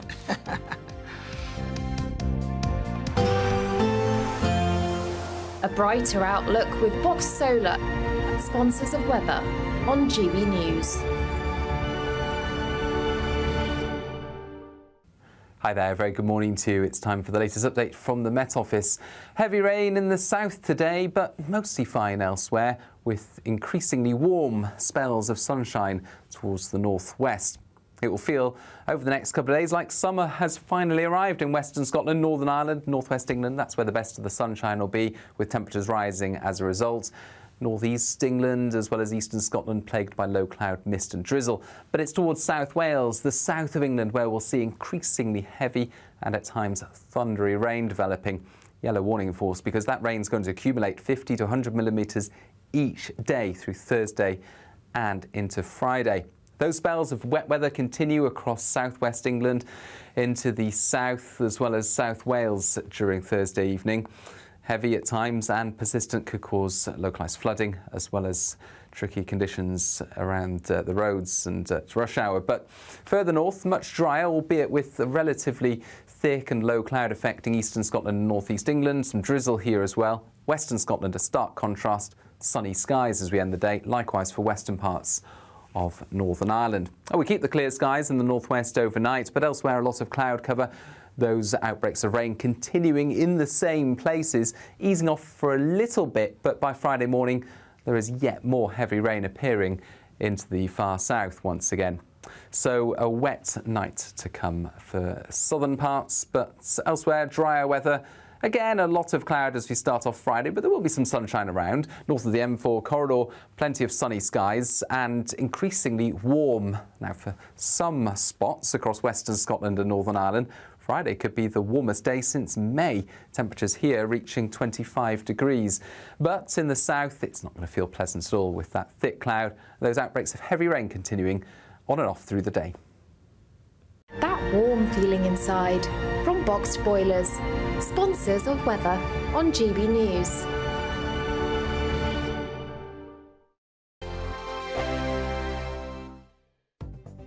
The latest GB News travel. Good morning, I'm Russell Holding in South Yorkshire. It's stage 3 of the men's cycling tour of Britain today, with road closures around Sheffield until 3 o'clock this afternoon. The race starts at 11 this morning. On the M57 on Merseyside, there are queues in both directions after traffic was stopped for an investigation between junctions 3 and 4, between Stockbridge Village and Knowsley. In Suffolk on the A14, there's a lane closed westbound where a lorry's broken down just before junction 49 at Stowmarket, with queues from junction 50 at Stow Upland. On the M1 in Bedfordshire, the inside lane's closed southbound where a lorry's broken down just before junction 12, the Toddington and Flitwick turn.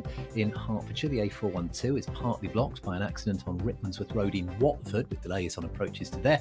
And in East Sussex, the A23 remains closed along Old Stein towards the Palace Pier in Brighton after an accident yesterday morning. And that's the latest. You can stay up to date throughout the day by visiting our website, gbnews.com. This is GB News, Britain's news channel. Michael found the recipe for success without going to university. Instead, he went looking for answers inside of a kitchen. The 22-year-old has just finished a level 2 course in professional cookery at UCB, a college in Birmingham. When I started UCB, I was expecting to be so intense from day one, but it's not. It sort of builds up, so to the point where you get comfortable. And building that comfort is a huge part of becoming a chef, because you need to be comfortable being in your own skin. This week, tens of thousands of students get their A-level results. The college wants them to remember university isn't the only option after school, and West Midlands Mayor Richard Parker agrees. University is the right route for lots of our young people, but there are other pathways to getting access to qualifications that will give young people the skills they need to succeed in life. Further education principal Rosa Wells says apprenticeships and technical courses are also